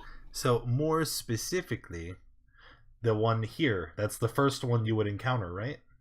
Right. So you're gonna throw the firebolt at this clump. Yes, right after my friends get to safety on the upper floor. I'm just gonna stand there. You're gonna I'm stand gonna on walk. top of the mold that I'm he's gonna walk past Reptar, reach down and grab the mold. Storm or a time. You're gonna grab the mold. Storm, soul, set it on fire. Okay. All right. It's very flammable, right? It immediately burns up under in your hand. However, right, when you do, you hear a noise, an ungodly screeching sound, and behind you here, I need to use the right tool. Here, you see something pop up from within that stalk, from within that set of mold, and it looks like an eye stalk. And at the end of it, that eye focuses on you, and you see a beam radiate out towards you, Cade.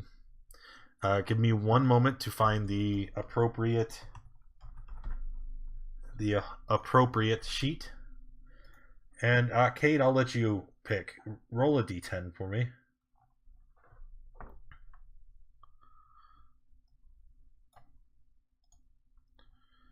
Three. So this eye, the stalk pops up out of the mold, and it turns and looks at Cade, and then you see a beam of greenish light radiate out directly at you. Cade, you need to make a dex save throw. Yes, you can use danger sense if you'd like.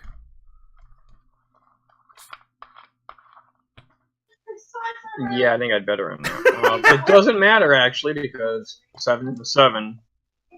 All right, so it hits you. I'm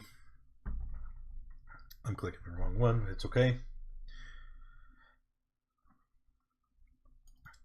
So, you failed to save. Your speed is halved for 1 minute.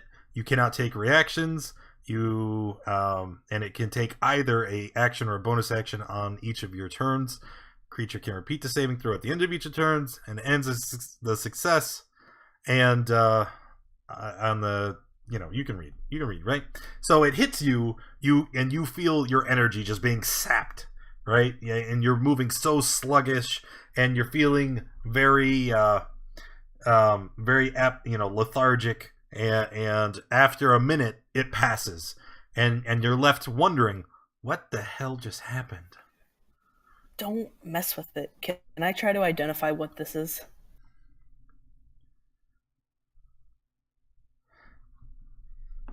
What the mold is? That would be like nature? No. Nope, it'll be an Arcana check. Oh. I know a bit about magics myself. Well, you are able to identify that although this may look like mold, it is not a fungus. Bruja! Thank you for the follow. Welcome. It is not a fungus. This is an otherworldly alien corruption from some strong aberration that lurks on this level of the tomb. And if you look at chat, you could probably guess what it is. Yeah. I'm just gonna kind of look at my friends, and I'm gonna tell them, don't mess with it. Just kind of walk by it and don't touch it. Don't look at it. Don't make any sort of contact with it. Well, we're still going to be breathing in whatever sort of noxious fumes this stuff is spewing out, so we've got to get rid of it if we want to progress. Listen, this stuff is otherworldly. I'm sure we could deal just walking by it. Yes, it's otherworldly, just like the boss we gotta go kill when we're done with this. It doesn't belong in this world.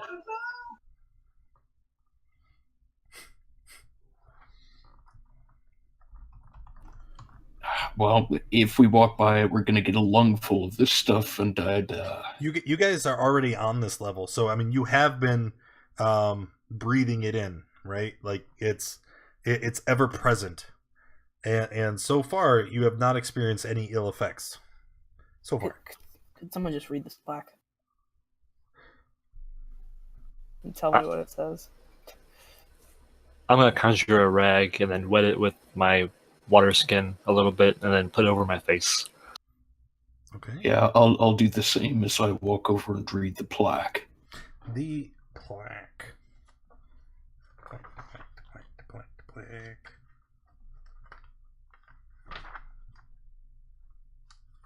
Is somewhere here.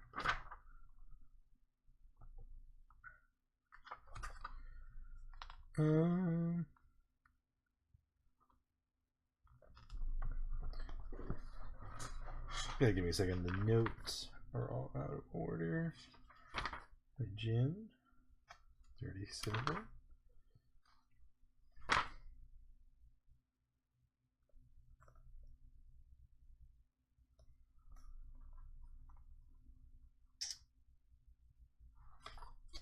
Maybe I go back.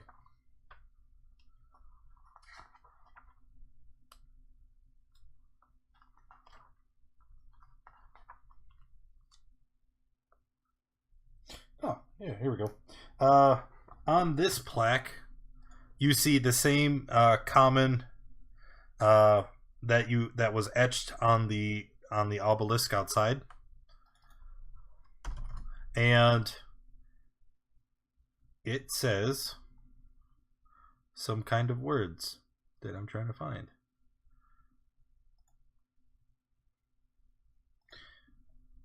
Show to the players. Walk through water with weapon in hand.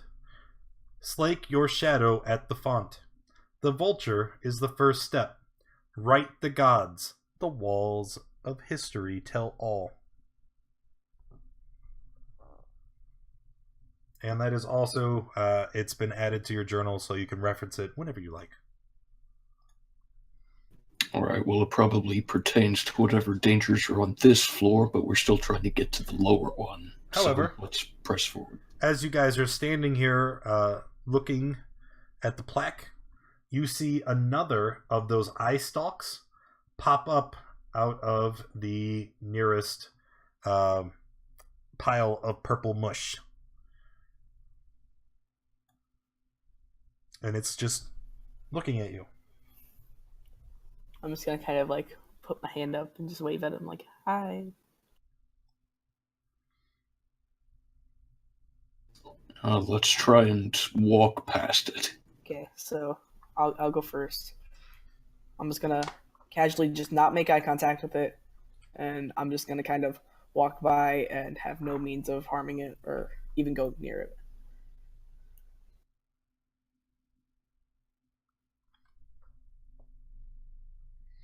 Okay. It doesn't do anything.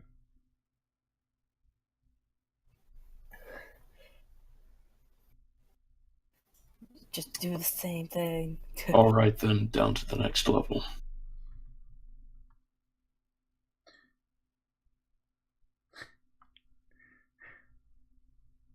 Okay, if you're going to go down the next... Yeah, just line up so I can grab you and I'll move you.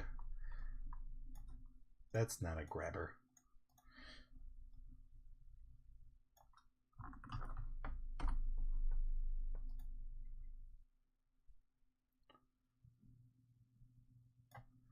Uh-huh.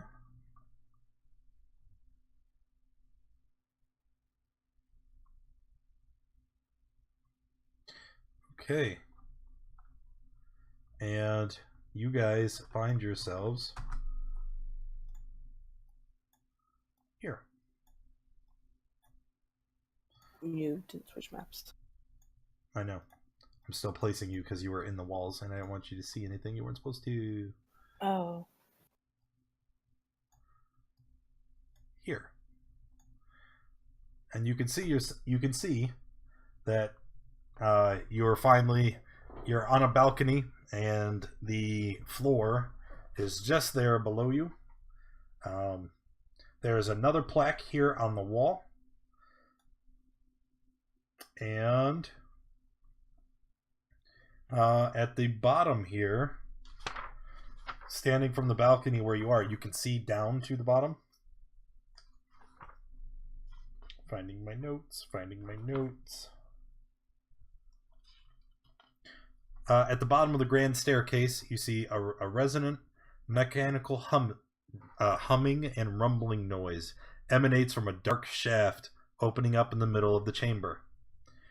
4 cylindrical stone pedestals surround the shaft, and you guys will probably have to move down there to see. I think I don't know why, but that balcony there is set as a solid surface. So I just moved you down here so you could see pedestals, big hole in the center. And now I'm gonna set you back up there on the balcony, okay?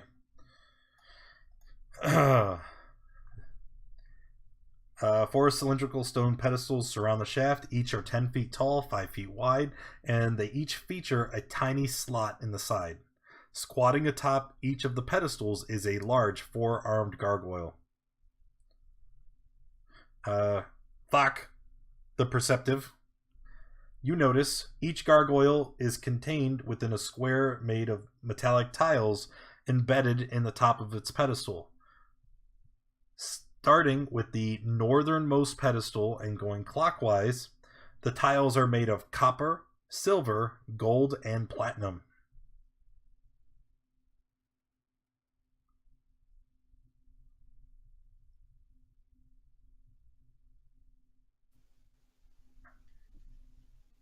Okay. All right, let's try to follow the path where that little dwarf man went. What color is like platinum? Kind of like a silverish. Yeah, but it's not silver. It's more valuable. Yeah, I know. I was just been by like color wise. It's your mom's. I'm gonna walk down. Get Your mom's closer. wedding ring is platinum. Oh, okay.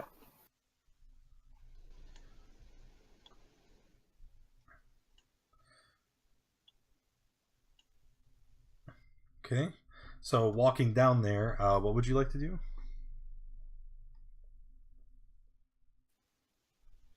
Probably went down this hallway here to our left. Well, everybody, I think you said that, but then everybody ran down the stairs. Can I see anything down in this? The shaft in the floor, it's a smooth, walled hole, and you see it drops 15 feet to an area down below. Wonder what's down there.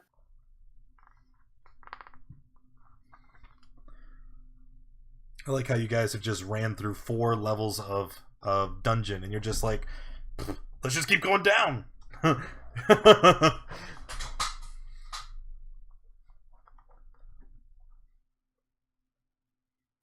Well, we need to find that little dwarf guy and get his mask. That's probably an important part of completing the dungeon. You assume.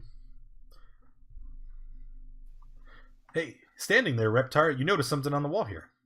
Ooh, it's a mask. Hey, yes, it is a mask. Wait, I was right. You were indeed.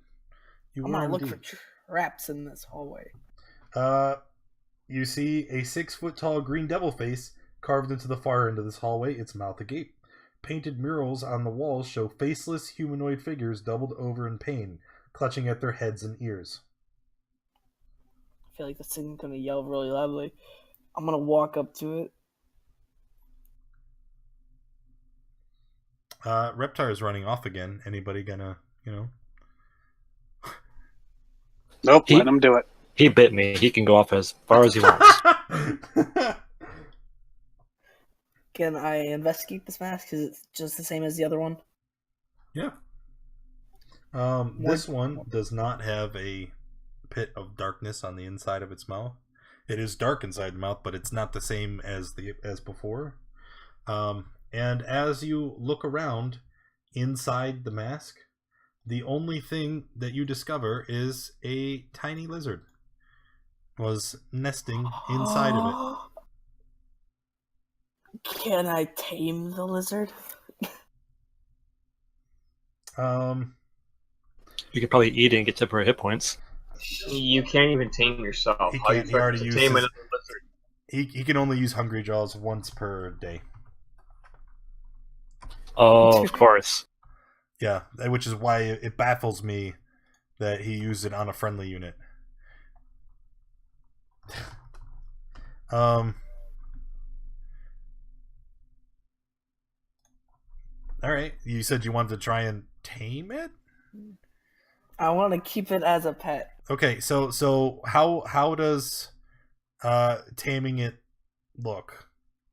I sit down and I give it food, and then I try to comfort it, like hold it and. Okay. As you go to do this, the little lizard looks up at you and it starts to speak. And it goes, "Monet, are they doing?" That sounded French. What? Omelette du fromage. Put down. I just kind of set the lizard down. Hello, fellow lizard.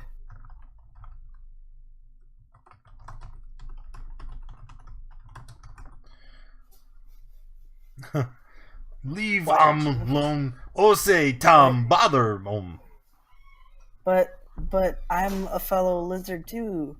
I want to speak with you. Just leave the little magical talking sentient lizard alone.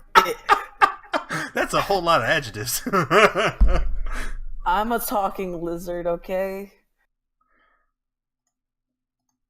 I kind of want to take the lizard with me. He just said put him down, so leave him alone. Fine.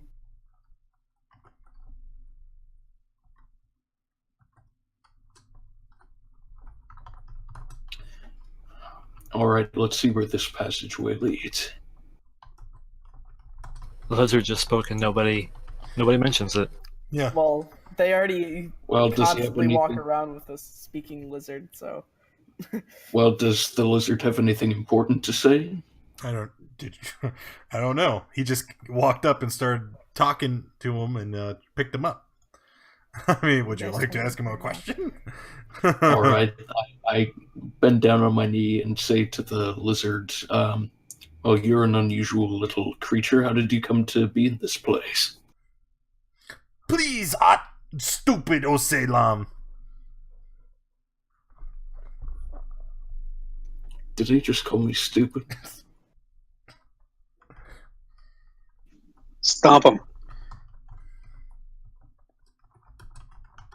Are you gonna stomp the lizard? No, I'm not. I'm just gonna ask him, what do you know about this place?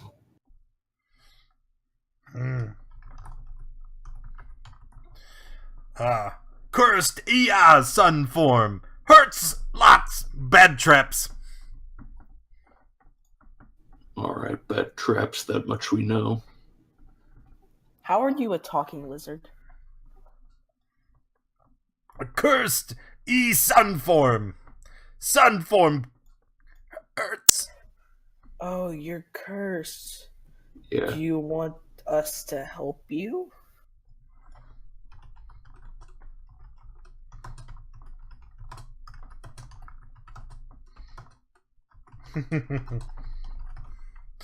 Numb! You stupid! Leave or get killed there! I don't really like this lizard anymore. I'm tempted to eat it. Say, Thazar, would you happen to know any sort of spell that could reverse curses or what have you? No. Not particularly.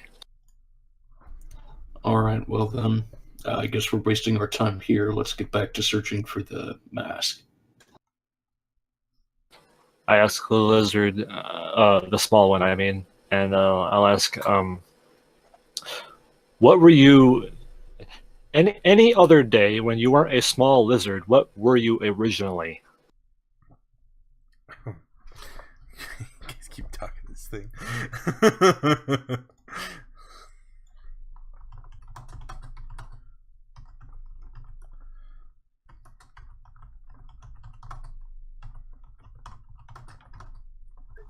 Ooh, look, stairs and a door. Used E, Uru, captured, cursed Osi hiding.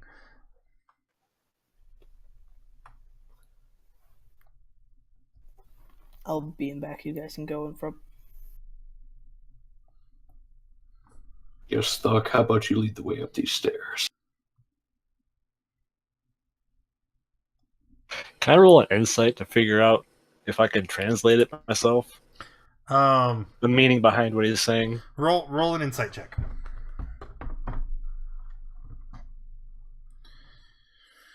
Okay. As far as figuring it out, I don't know, but you do know that the creature is speaking a combination of Common and Druidic. You don't happen to speak Druidic, do you? No, only druids can. Yeah, I know.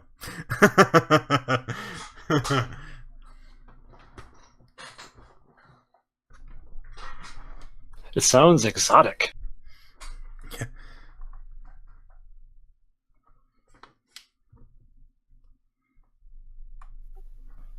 While no one's looking, can I sleight of hand and try to put it in my pocket? You certainly could. And then listen to that thing yell the entire time, let me out. Oh, yep, you are definitely able to scoop it up and you shove it into your pack. However, as Cade has predicted, it immediately begins to protest. Oh, so stupid! Put it down! Ursusi! I was gonna put it back very quickly and hope no one noticed what just happened. Everybody noticed. It's yelling quite loudly.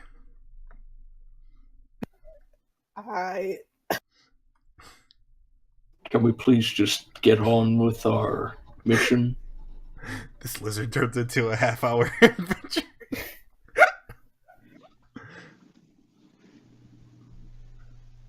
Alright, let's go up the stairs.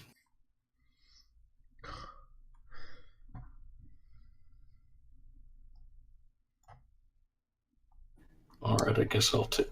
Alright. Those are... Yeah, up. You got it.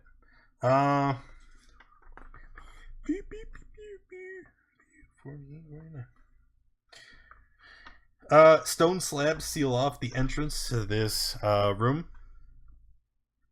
Painted on the slab is an image of a gaunt male humanoid wearing a hooded cloak. Its mask is a face of stars. I said that backwards. Its face is a mask of stars. The figure's withered left hand is raised with palm extended. Why am I making Druidic sound like Jar Jar Binks? Because it's not Druidic. It's Druidic with a combination of Common, and that's what the translator told me that amalgamation would sound like. Lizard Jar Jar Binks? It's gonna sound like Jar Jar exclusively now. Thank you, Spoopy. Isa stupid! Put lizard back! What have you done? If that lizard comes back later, I might eat him.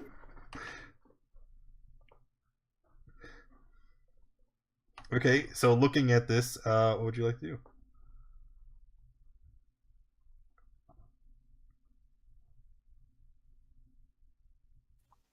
Knock. No, knocking doesn't do anything.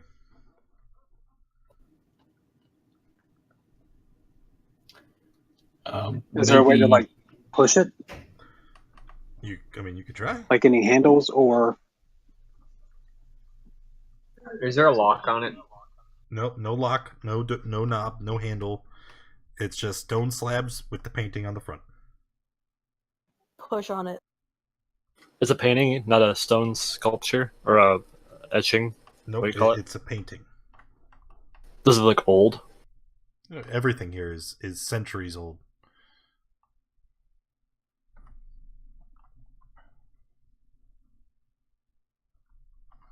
So it's a gaunt humanoid wearing a robe with a starry mask with its hand extended.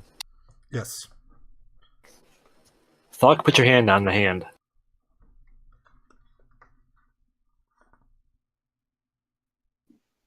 You're the one with the robe. I'm holding the lizard man back so he doesn't go charging in. Really? We all have our duties. Yeah, just give the bas relief a high five and let's see if that does anything. Okay, I do it. Touching your hand to the picture does nothing.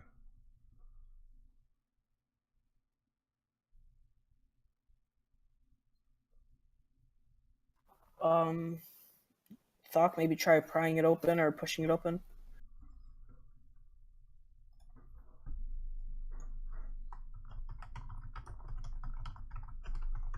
Because there wouldn't just be a stairwell here with dead end. I want to do an Arcana check, but I don't even know if that's even relevant. Try it.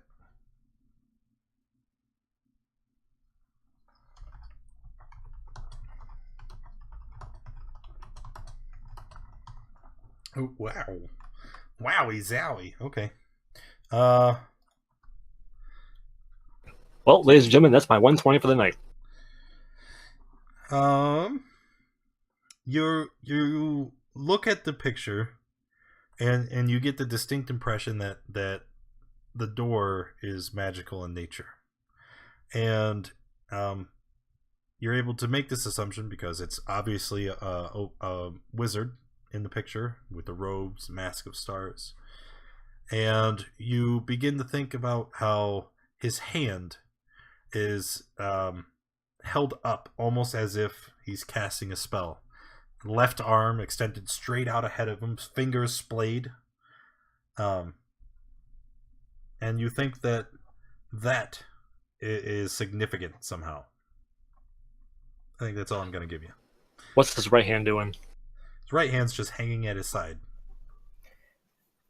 What if we put the lizard on the door? No, let's not. All right. If I can make a suggestion, I think we're kind of going about this in the wrong way. Maybe we should go up to the floor we were on originally and try exploring everything that's up there and following Asarek's clues and going, through the dungeon one floor at a time to see if we can try and figure out this place's secrets before we go rushing off in one direction. Because right now we're just fumbling around in the dark. We could have uncovered some sort of riddle that indicates how we opened these doors a few floors back. Sound logic.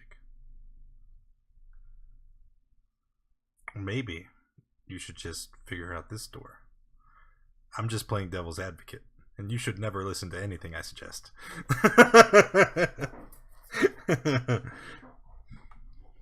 I'm gonna ask the lizard dude, how did you open the door?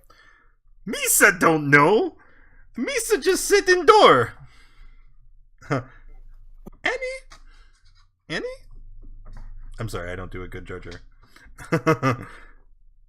No apologies. I don't care that I don't do a good Jar Jar. So the lizard was cursed. At least that's what we understand. Can I cast Dispel Magic on it? Yes. And as you do, all right, you see the you almost see comprehension leave its face, right? And it just kind of stares at you, and it's looking around the room, and it's just kind of flicking out his tongue every now and then. You made it not sentient anymore. Can I keep it now? Fine, yes, keep it. Just don't eat it. Yay! I'm keeping the lizard. No, don't let him keep pets. He eats them. I'm taking the lizard. He's not exaggerating either. We let him have a dog once, and he ate it the first chance he got. But whatever will keep him quiet. Now Yes. I'm on my way up to the first floor. So now, Reptar, sticking your hand out to the little lizard, he happily climbs into your palm and skitters up your arm and alights on your shoulder. You've got a lizard friend. His name's gonna be Skipper. Okay. Add him to your inventory so you don't forget he's there. And Sarpedon says he wants to go back up to the first floor. So rest of the party agreeing, or do you want to explore more down here? I will go with the popular vote. Yeah, let's go up. I'll follow. Okay. Hey! You knock it off. What? What? I was trying to clump you up, and he was I was trying. messing with He him. was trying to be. No, I think you were trying to move out of my way, so that. But then I I was just trying to make it easier, but you right. just made it harder. Right. So moving I all the got- way back up to first floor. I know I haven't moved you yet because some of you are standing in the middle of nothingness. Standing here. There we go. Is it technically cannibalism if I eat the lizard? Yes. Okay, so I probably won't eat it. What's wrong with you? I don't know this kid, by the way. He just shows up. The answer to that last question is a very long answer. Actually, I'm pretty sure I know what's wrong with him. He's my genes. This is my spawn.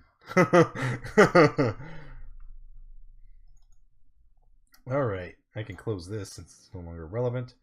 You guys are back up at the top, and you guys can see one thing, Thok. Since now that you know that there are these placards everywhere, you can see one on the opposite wall here, if you care. Yeah, I'm gonna walk over there to look at it. Sure you don't want to run?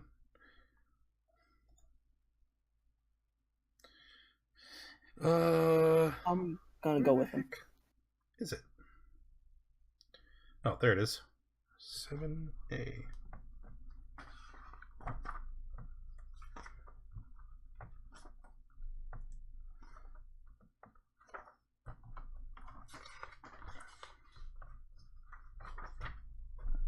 All right. On this one, you see another placard from Asarek.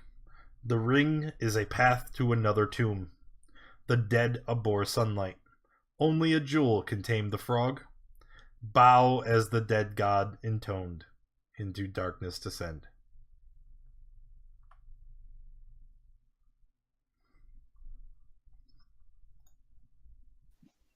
As cryptic as the other ones. Yeah. But hey, look, another face. Is there a lizard inside?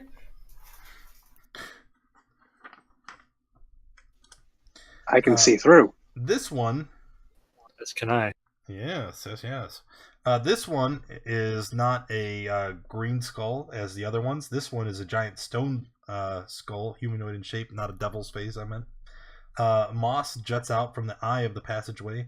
A flame flickers within each of its eye sockets, and a view into the chamber beyond can be seen through its open mouth. Looking into the room, I will just describe what it looks like. Skulls crusted with dried mud glower from niches cut into the walls of this tomb.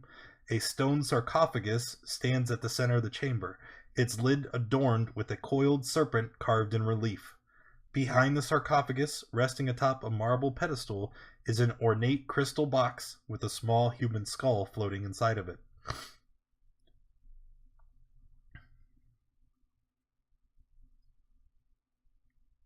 How big is this mask?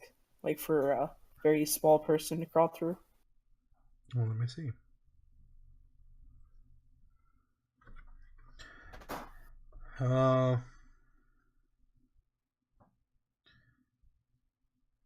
No, actually, it says that any medium or smaller creature can climb through the opening of its mouth.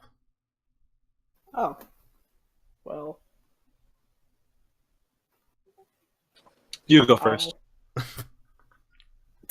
Okay, I'll go first. All right. You climb through without any issue. However, the rest of the party standing outside the skull, you see that as he climbs through, one of the eyes, you remember I said there was a flame in each one? One of the flames snuffs out.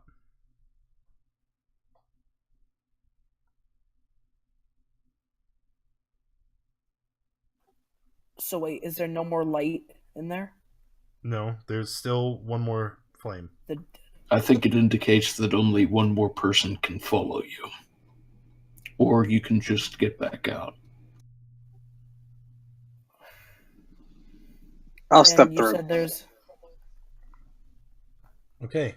You said The second of the flames is now extinguished. And Lane, just hang on. You gotta be patient, okay? Other than the eyeballs going out, anything else happen? Nope. I cast Prestidigitation to put a flame in one of the eyes. It appears like there's a flame in one of the eyes. you beat the system.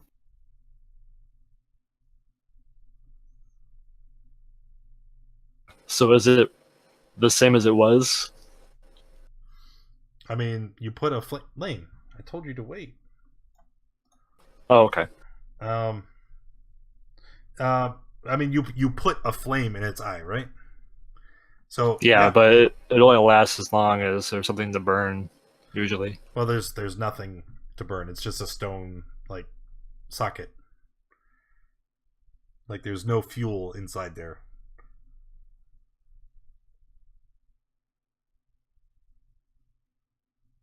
Well, I don't like standing on this side with my cleric on that side, so I'm gonna go through. Okay, so you climb into the mouth, and when you do, the stone jaws clamp shut. I'm gonna make a melee weapon attack versus your AC. All right.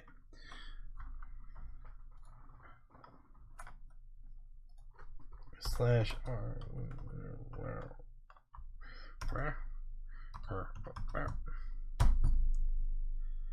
Does that hit? I think it does. Can I bump up to like level 20 first and then try it again? Otherwise, yeah, that hits. Negative. So the stone jaws clamp shut and they catch you in the middle. Cade, you are going to take you are going to take 24 bludgeoning damage, and you are grappled within the jaws.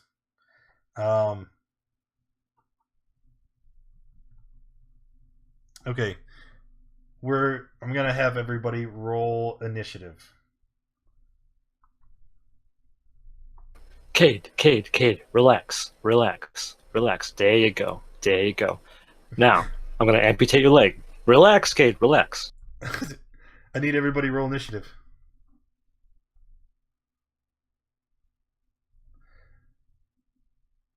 Cade, Doc. Who's missing? Reptar. Did the boy go AFK? I'll roll for him. No, I'm here. There you go. Alright, well. Should have took the roll I gave you. Oh, crap. Sorry. So, Cade, the way this is going to work, it is your turn. Alright? At the start of your turn, you're grappled, you're being crushed by the stone jaws. You are going to take a D10 bludgeoning damage at the start of your turn.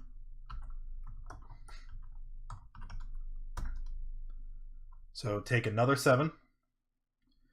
And then at the end of your turn, you can I'm sorry, not at the end of your turn. You can use your action to try and make an escape DC. Okay. So you failed. You are still that's not gonna happen. Still grappled. Thok? Well, seeing how's that look like it probably hurt a lot. I'm going to try and heal him.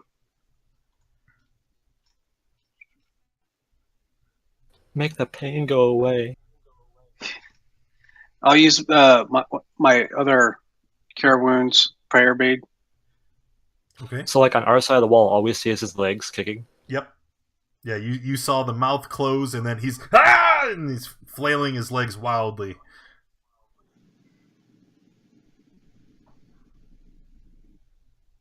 All right. So heal him for 15, and then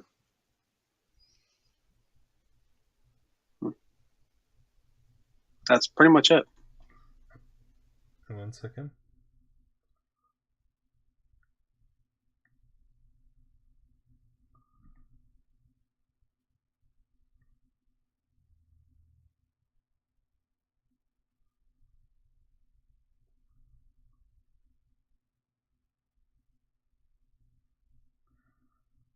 Uh-huh.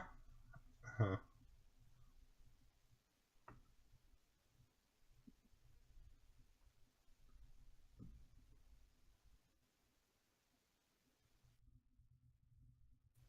Okay.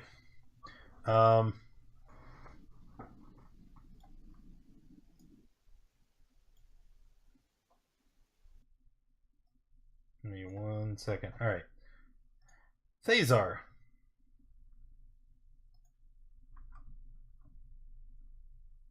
All right, so he's stuck in the wall. Stuck in the wall. So we're not in combat otherwise, right? It's just the wall issue. Hmm. There's nothing around me anyway, I hope.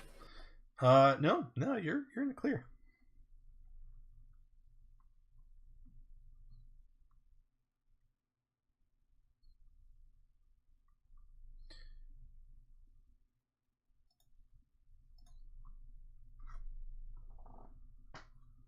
So, what would you like to do? I have an idea. I'm not sure how it's going to work because I've never done it before whilst in this situation. But I want to... Cade's stuck in the wall, so I want to attempt to cast Polymorph on him. Something maybe that will get him out. Okay. So I'm trying to think of something maybe bigger to pull himself out or smaller to get himself out. Make him a lizard. A very small lizard. But I'm lost because it's based on level. I'm pretty sure we're all 8, so it's a CR of 8.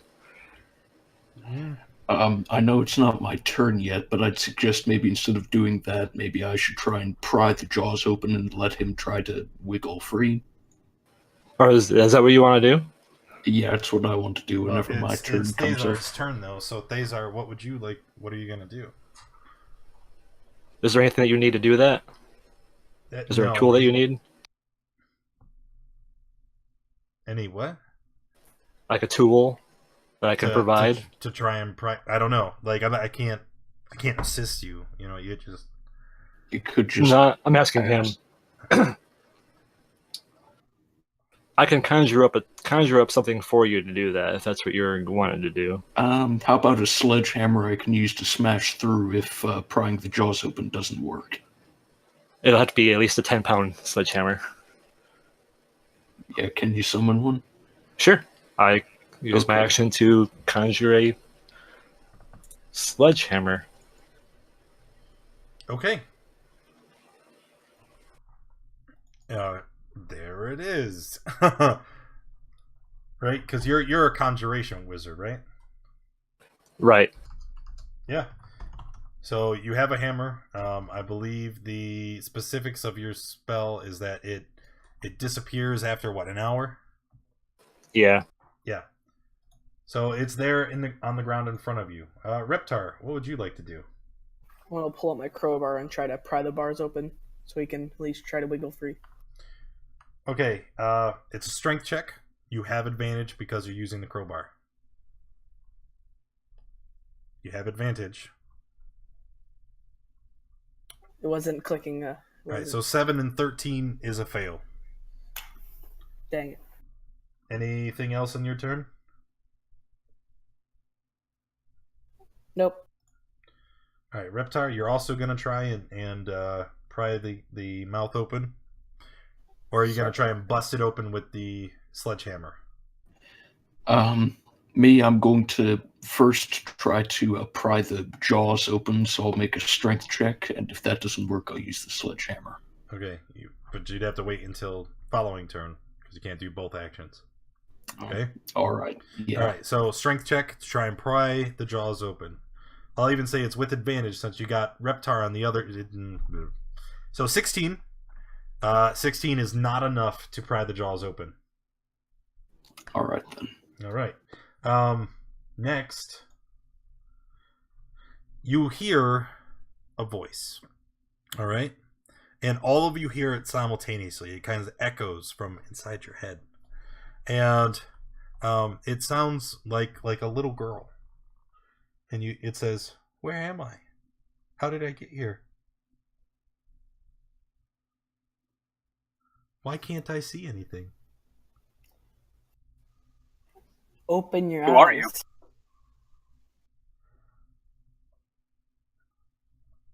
Are you friends of my father?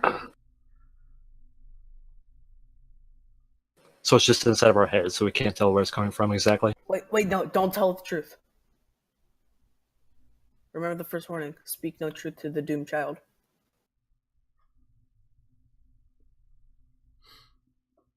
What do you mean doomed? It was a friend of mine. Well, where am I?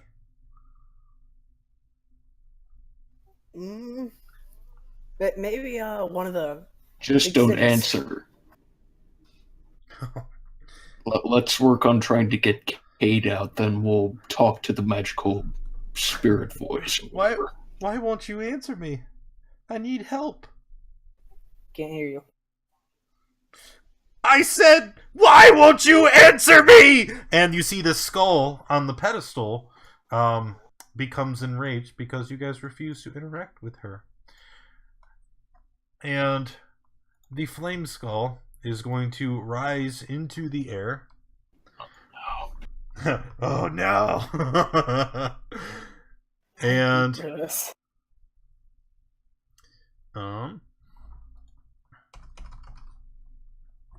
is it in the journal as Nip?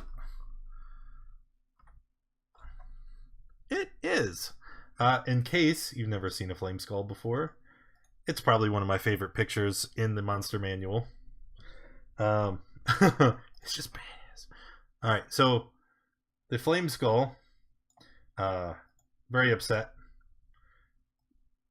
is going to rise into the air off of the pedestal, and it opens up its mouth, and it is going to...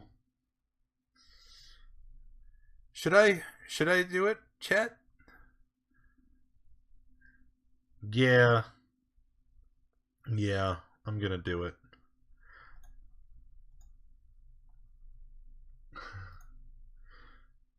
It throws a fireball at the skull where the entire party is grouped up. So, everybody needs to make a dex save. Would that hit us on the other side of the closed mouth Yes. thing? Fireball, the flame goes around corners, through openings. So it hits and it just emanates, goes through the cracks of the mouth, and flame gushes out into you two. Reptar, Sarpedon, Thok, Cade, Thazar. Alright, there's everybody's checks. Reptar, Thok, you guys are taking 28 fire. Sarpedon, taking 14 because you're resistant to fire. Cade is taking 7, past your save and you're resistant to fire. And Thazar taking 14 because you passed your save.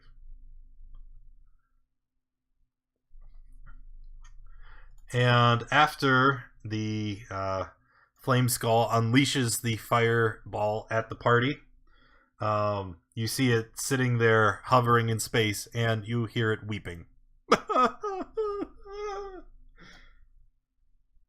Cade, It's the beginning of your turn. Take 8 bludgeoning damage.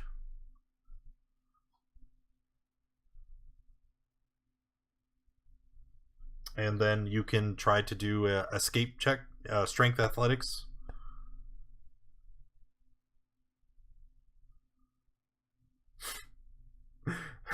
Oof. Okay, this is like hilarious. I can pick up a half orc and then immediately pick up a dragonborn and lift them up a 6-7 foot wall. I can't pry open these to get out of here. Really? Maybe it's a bad position because it's like got you around your waist. So you're like, you're like trying to reach behind you and lift. That's how I'm going to justify that. Heal Reptar, roll a d10, Spoop. And then Thok, it's your turn.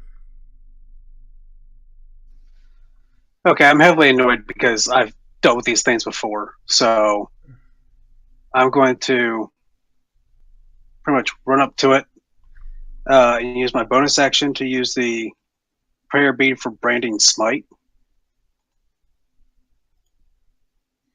Okay. So that's your bonus action. And then I'm going to use Lightbringer and with the command word to make it light up and swing it.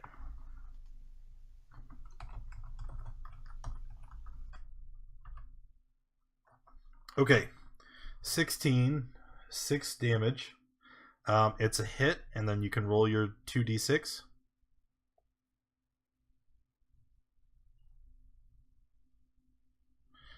Reptar, you're being healed for 7 from Spoopy Doopy. Thank you. Oh. And then also, since it's lit, it's another d6 on top of that. All right. So can you roll that one too? So far we're at 9. 10. 10. Nice round numbers. I like it.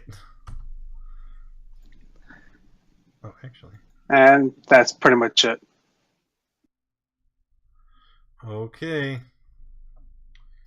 Thazar, back to you. All right.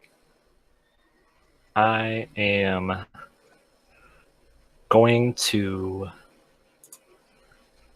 find something. Oh, jeez.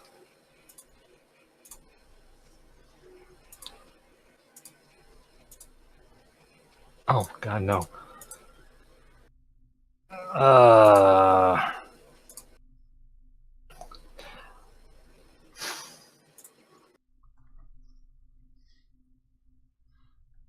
What you need, bud? Do you need help? I was trying to find a list of CRs, creature CRs. Oh, do you have something that can conjure something of some sort? Well, I have polymorph. Okay. I was going to polymorph him out of the wall if I could. Something that would give him good strength. What can you polymorph them up to? Up to their level. So up to like CR9? If they're level 9, yes.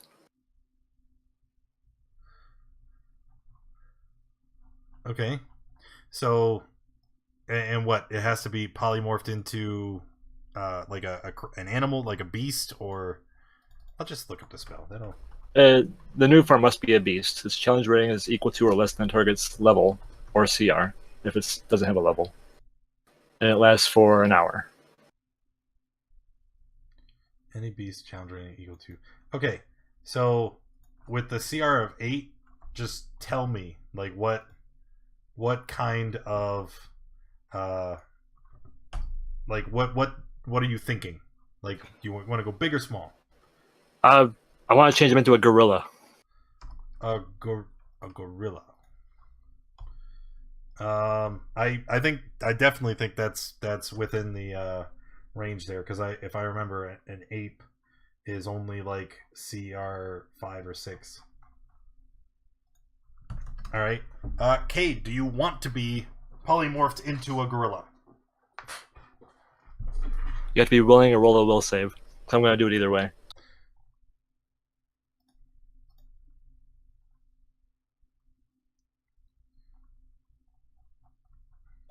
All right, we will try it. You're just gonna be an ape.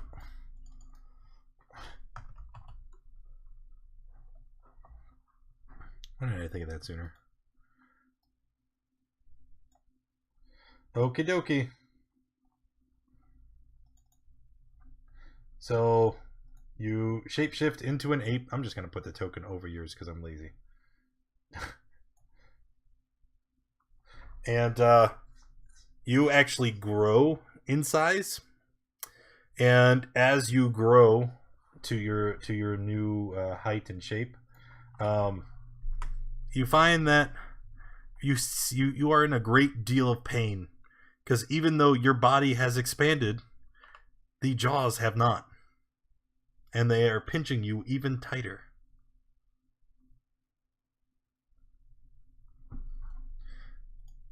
So, what now? Thazar, do you have any further actions?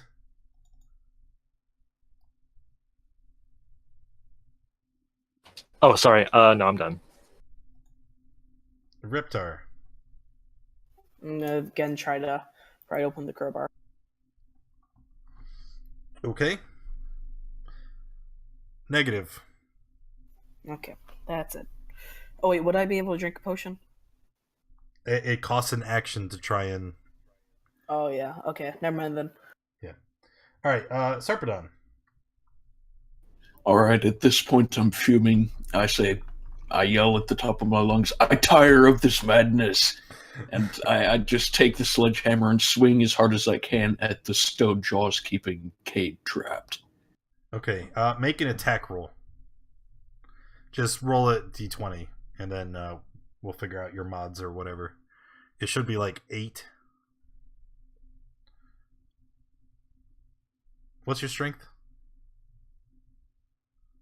It is 14. So plus 2?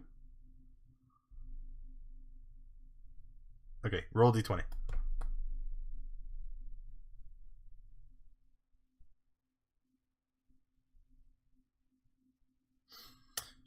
Okay, well, it would actually be plus 6, right? Plus 2 from strength, plus 4 from proficiency.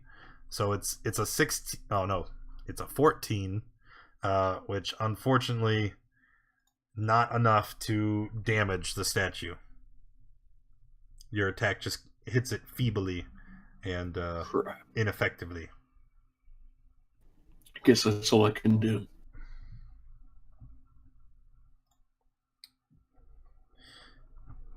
So the flame skull still, she is continuing to try to talk to the group. Says, "Is my dad looking for me?" And then as she says that, she's gonna unleash a barrage of magic missiles at Thok.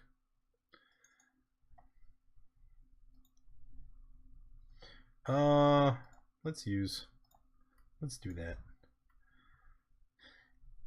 So Thok, take 15. Okay. Cade the gorilla. So as a gorilla, you can you can do nothing because you're grappled, so you can't really attack anything. I'll go ahead and roll the strength check for you, okay?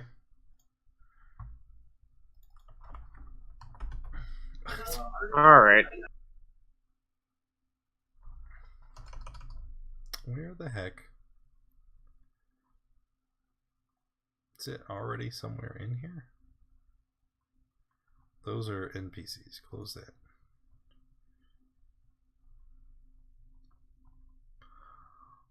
Where is it hiding?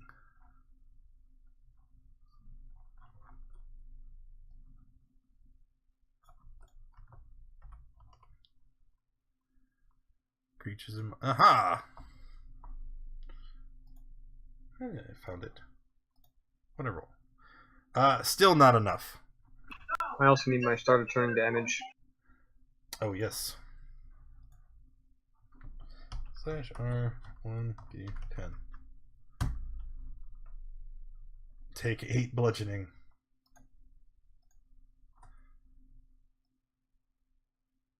It's gonna squeeze the life right out of you.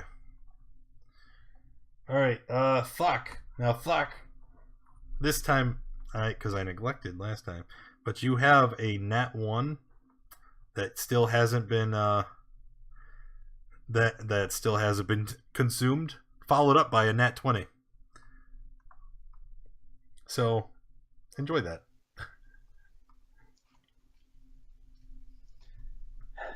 All right, I'm going to use Mass Healing Word. Okay.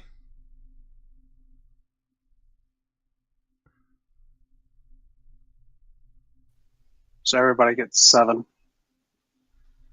Okay. And then I will swing with Lightbringer. All right, and we know that is a nat 1, right? So, weapon attack, fumble. Hey, it didn't roll it. Weapon attack, fumble. You lose your combat footing, have difficulty recovering. Enemies have advantage on attack rolls against you until the end of next turn. Okay, because you were moving in and you were rushing, trying to attack this thing, and you are off balance. Okay. Okay. Oop. Alrighty. So that is that. Up next. So, as the Flame Skull awakened, her rage spread out through the cavern, and Thok, Reptar, and even Cade, you could probably see all those little tunnels throughout the walls. Well, would you believe that there are things in those tunnels? And now... Things that could kill us? Now, they have been disturbed. And they are going to take a turn. What are they? Well, you'll find out. Are they snakes? No. Oh, I'm in the wrong tab.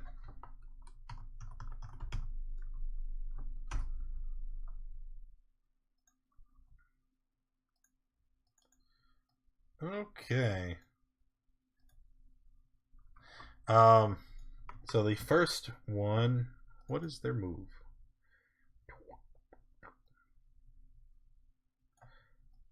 Okay. First one, just gonna move right. Am I on the right? No, I'm not. Right there. There. There. There. And there. Oh, and there's one more that I missed. Come here. Are those spitters? Yes, they are spiders. However, there's something spiders would have taken. Nope. You shut up, darling. Give Cade a nat 20. Will do, Bro Pez.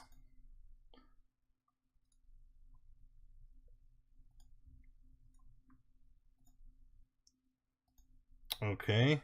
So, Cade, you also have a nat 20 on your next roll. And Darlin makes a very good point. These spiders would totally have been affected by that fireball. So that was... It was 28 damage, right? 1, 2, 3, 4, 5, 6. So we're just going 1, 2, 3, 4, 5, 6. 2, 3, 4, 5, 6. So we have 1, 2 passes. I'll make them the ones right here.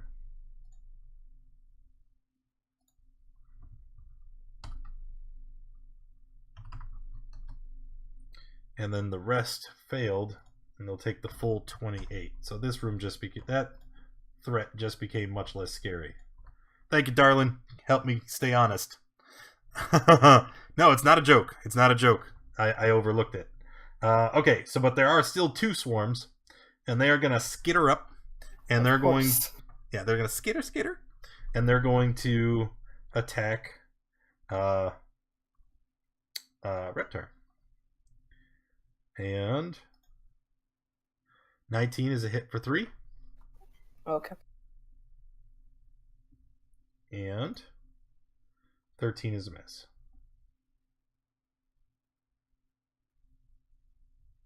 Okay. And then Thazar. I'm going to step back and drink a healing potion. All right.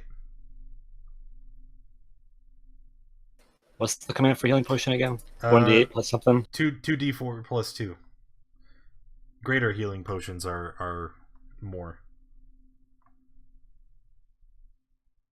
Oh.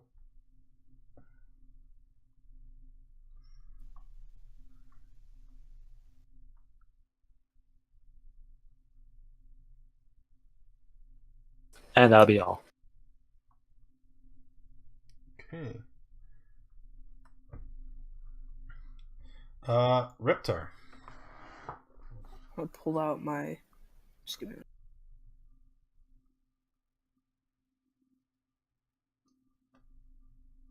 Okay, I'm gonna pull out my scimitar and attack the one above me.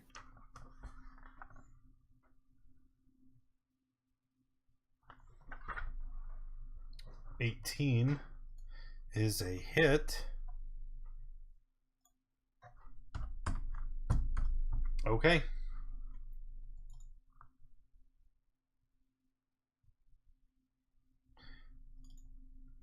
A second attack?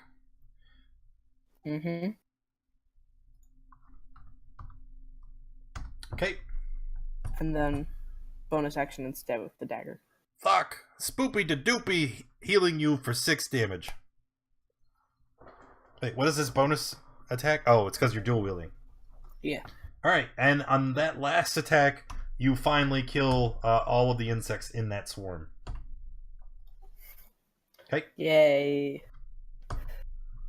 I need to make a note. That scares me. It should scare you. Be scared. Alright, then you're totally finished. You've attacked Sarpedon. I'm going to try the sledgehammer on this stone again.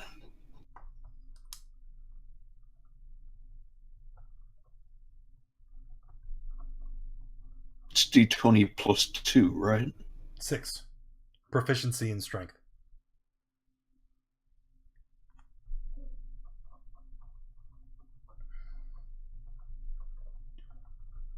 Okay. 24. All right.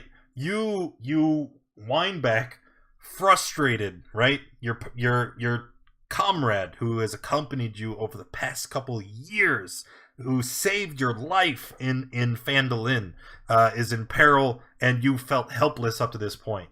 And so you rear back with that sledgehammer, and you let loose a mighty swing, and you knock the jaw of the statue clean off. And Cade, in ape form, falls to the ground free, finally. All right, that's it for me. All right. The Flame Skull is going to take her turn again. And again, she is going to continue her crying and wailing. And then she, again, is asking the party, why can't I see anything? Where am I? And as she does, she is going to use some more spells because that's fun. That's what she does.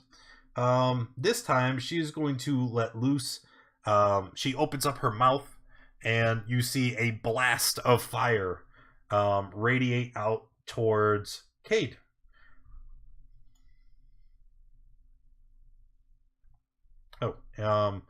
It misses and hits the wall next to him, and then a second blast radiates out towards Reptar, and also misses. After that, Cade, now free, However, you are still an ape.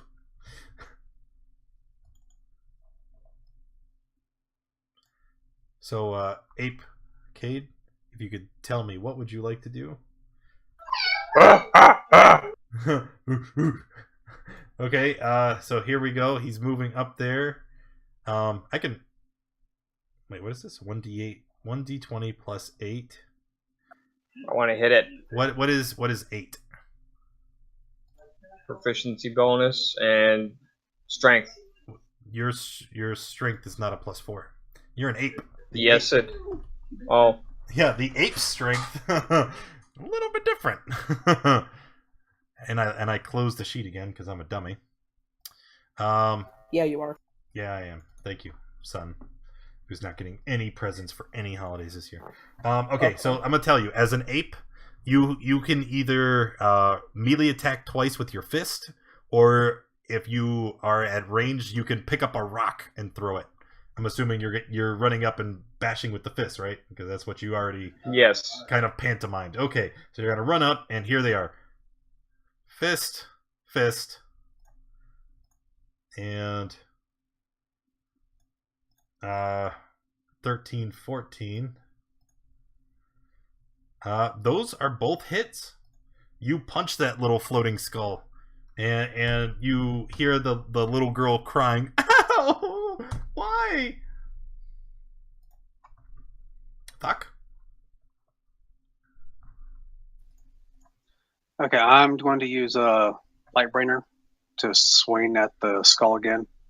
But I think I have a nat 20. Yes, you do have a nat 20. Yep, that is the next one coming up. Oh, actually, Cade had one too that I just neglected. Oh well, now you have it when you're not an ape. So, nat 20. So you're going to roll 3d6 because radiant damage from Lightbringer. Actually, 4d6. Oh crap! And you're an orc. 5d6. Roll all the dice.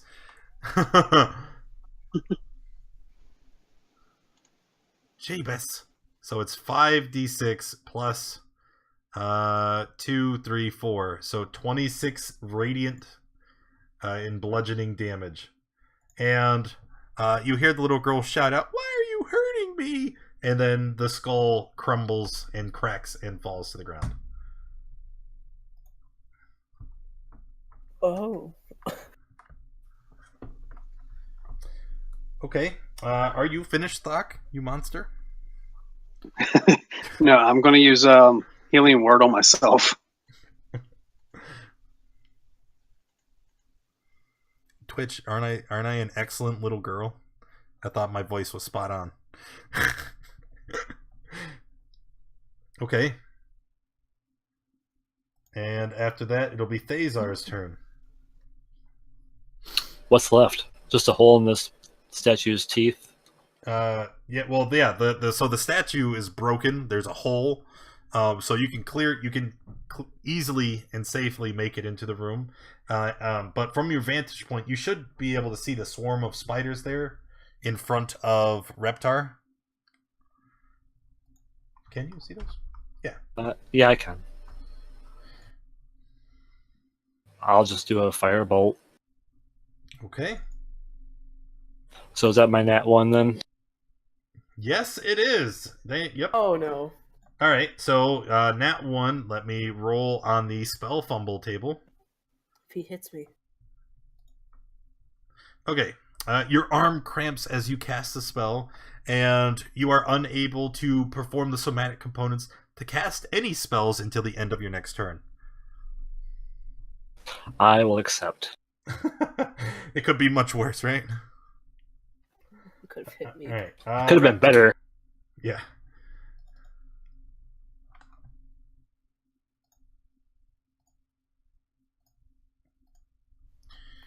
Scimitar for 6. Hit. And that second swing will kill the rest of the undead spiders. Alright, before anybody does anything, give me one hot second, okay? Actually, never mind. Never mind. because it's 10:15. We're getting towards the end, and I think we're just got a little bit more, and then we're gonna call it, okay? Because we're at a pretty good stopping point. So inside this room,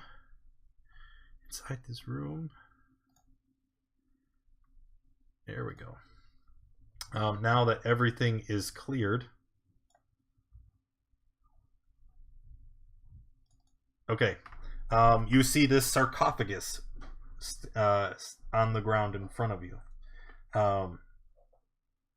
It looks very ornate, and carved into the stone on top of it, you see an emblem of a giant snake, and you guys recognize it as the symbol for Moa, one of the trickster gods of Omu. I'm going to open it. Okay, it is not locked, and the lid is quite heavy, though. You'll need to make a strength check to push it out of the way.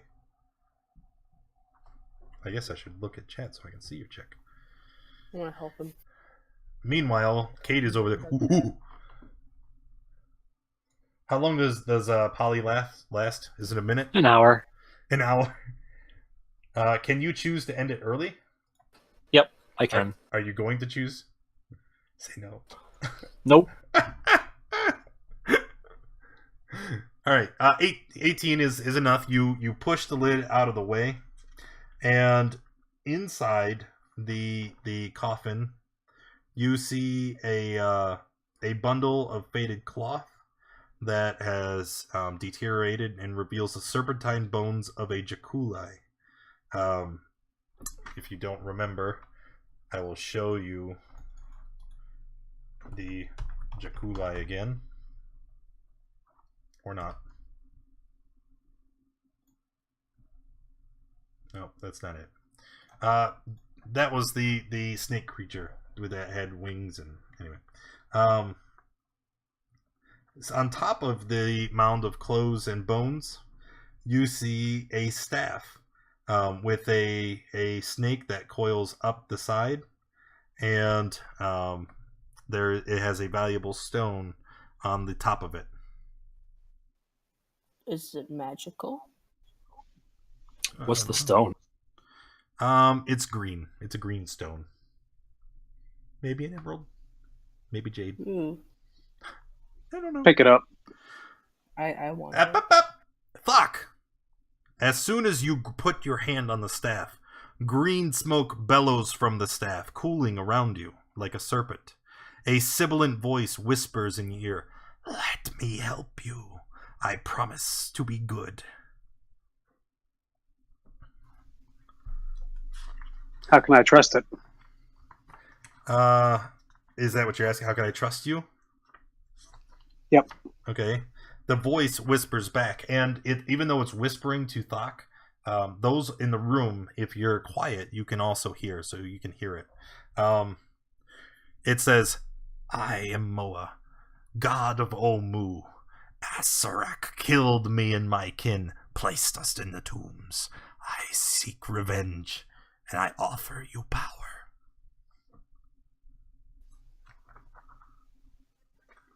I can't deny that. What? I couldn't hear. Sorry, I said I Mosey-an up. Thok? So I can't deny that. So, It's like, please help. You're going to accept his gift? Yeah. All right. You see that green smoke that was coiling around you. When you acknowledge that you accept him, the smoke rushes into into your face, through your nose, your mouth, your ears, even into your eyes, and it goes into your body and disappears. I am going to give you a handout, Thok. Okay? Read it carefully. Don't reveal to the other players what it says. Kappa.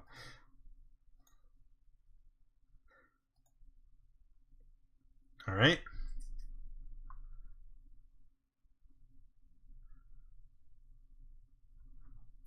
All right.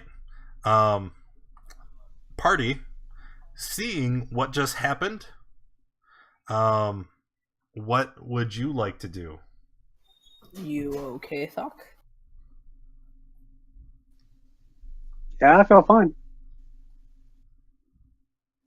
Because that just kind of looked a little gruesome. Are you feeling lightheaded? No, not really. Is his eyes dilated at all? Are you trying to check to see if his eyes are dilated? Yeah. I could make you do a medicine check, but I don't care. He looks fine. Just at first glance, he just looks okay. Yeah. He looks better All than right. okay. Is I'll he accept it. holding that staff in his hand? You know what? I closed my book, but I should probably check that.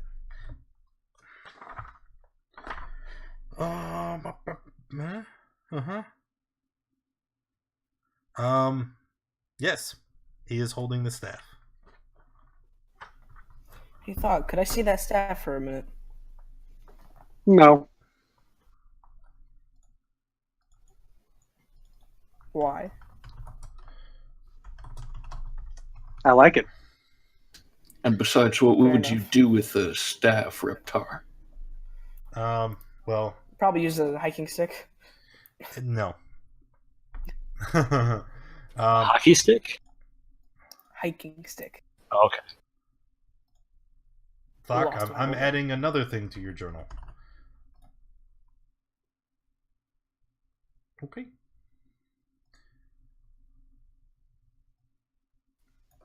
And then I'm just gonna like turn and like leave, go back out through that mouth.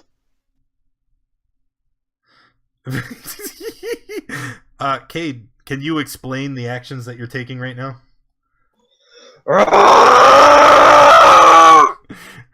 Thazar, the ape has grabbed you and he's yelling in your face. I say, calm down. Calm down. This will be for your benefit.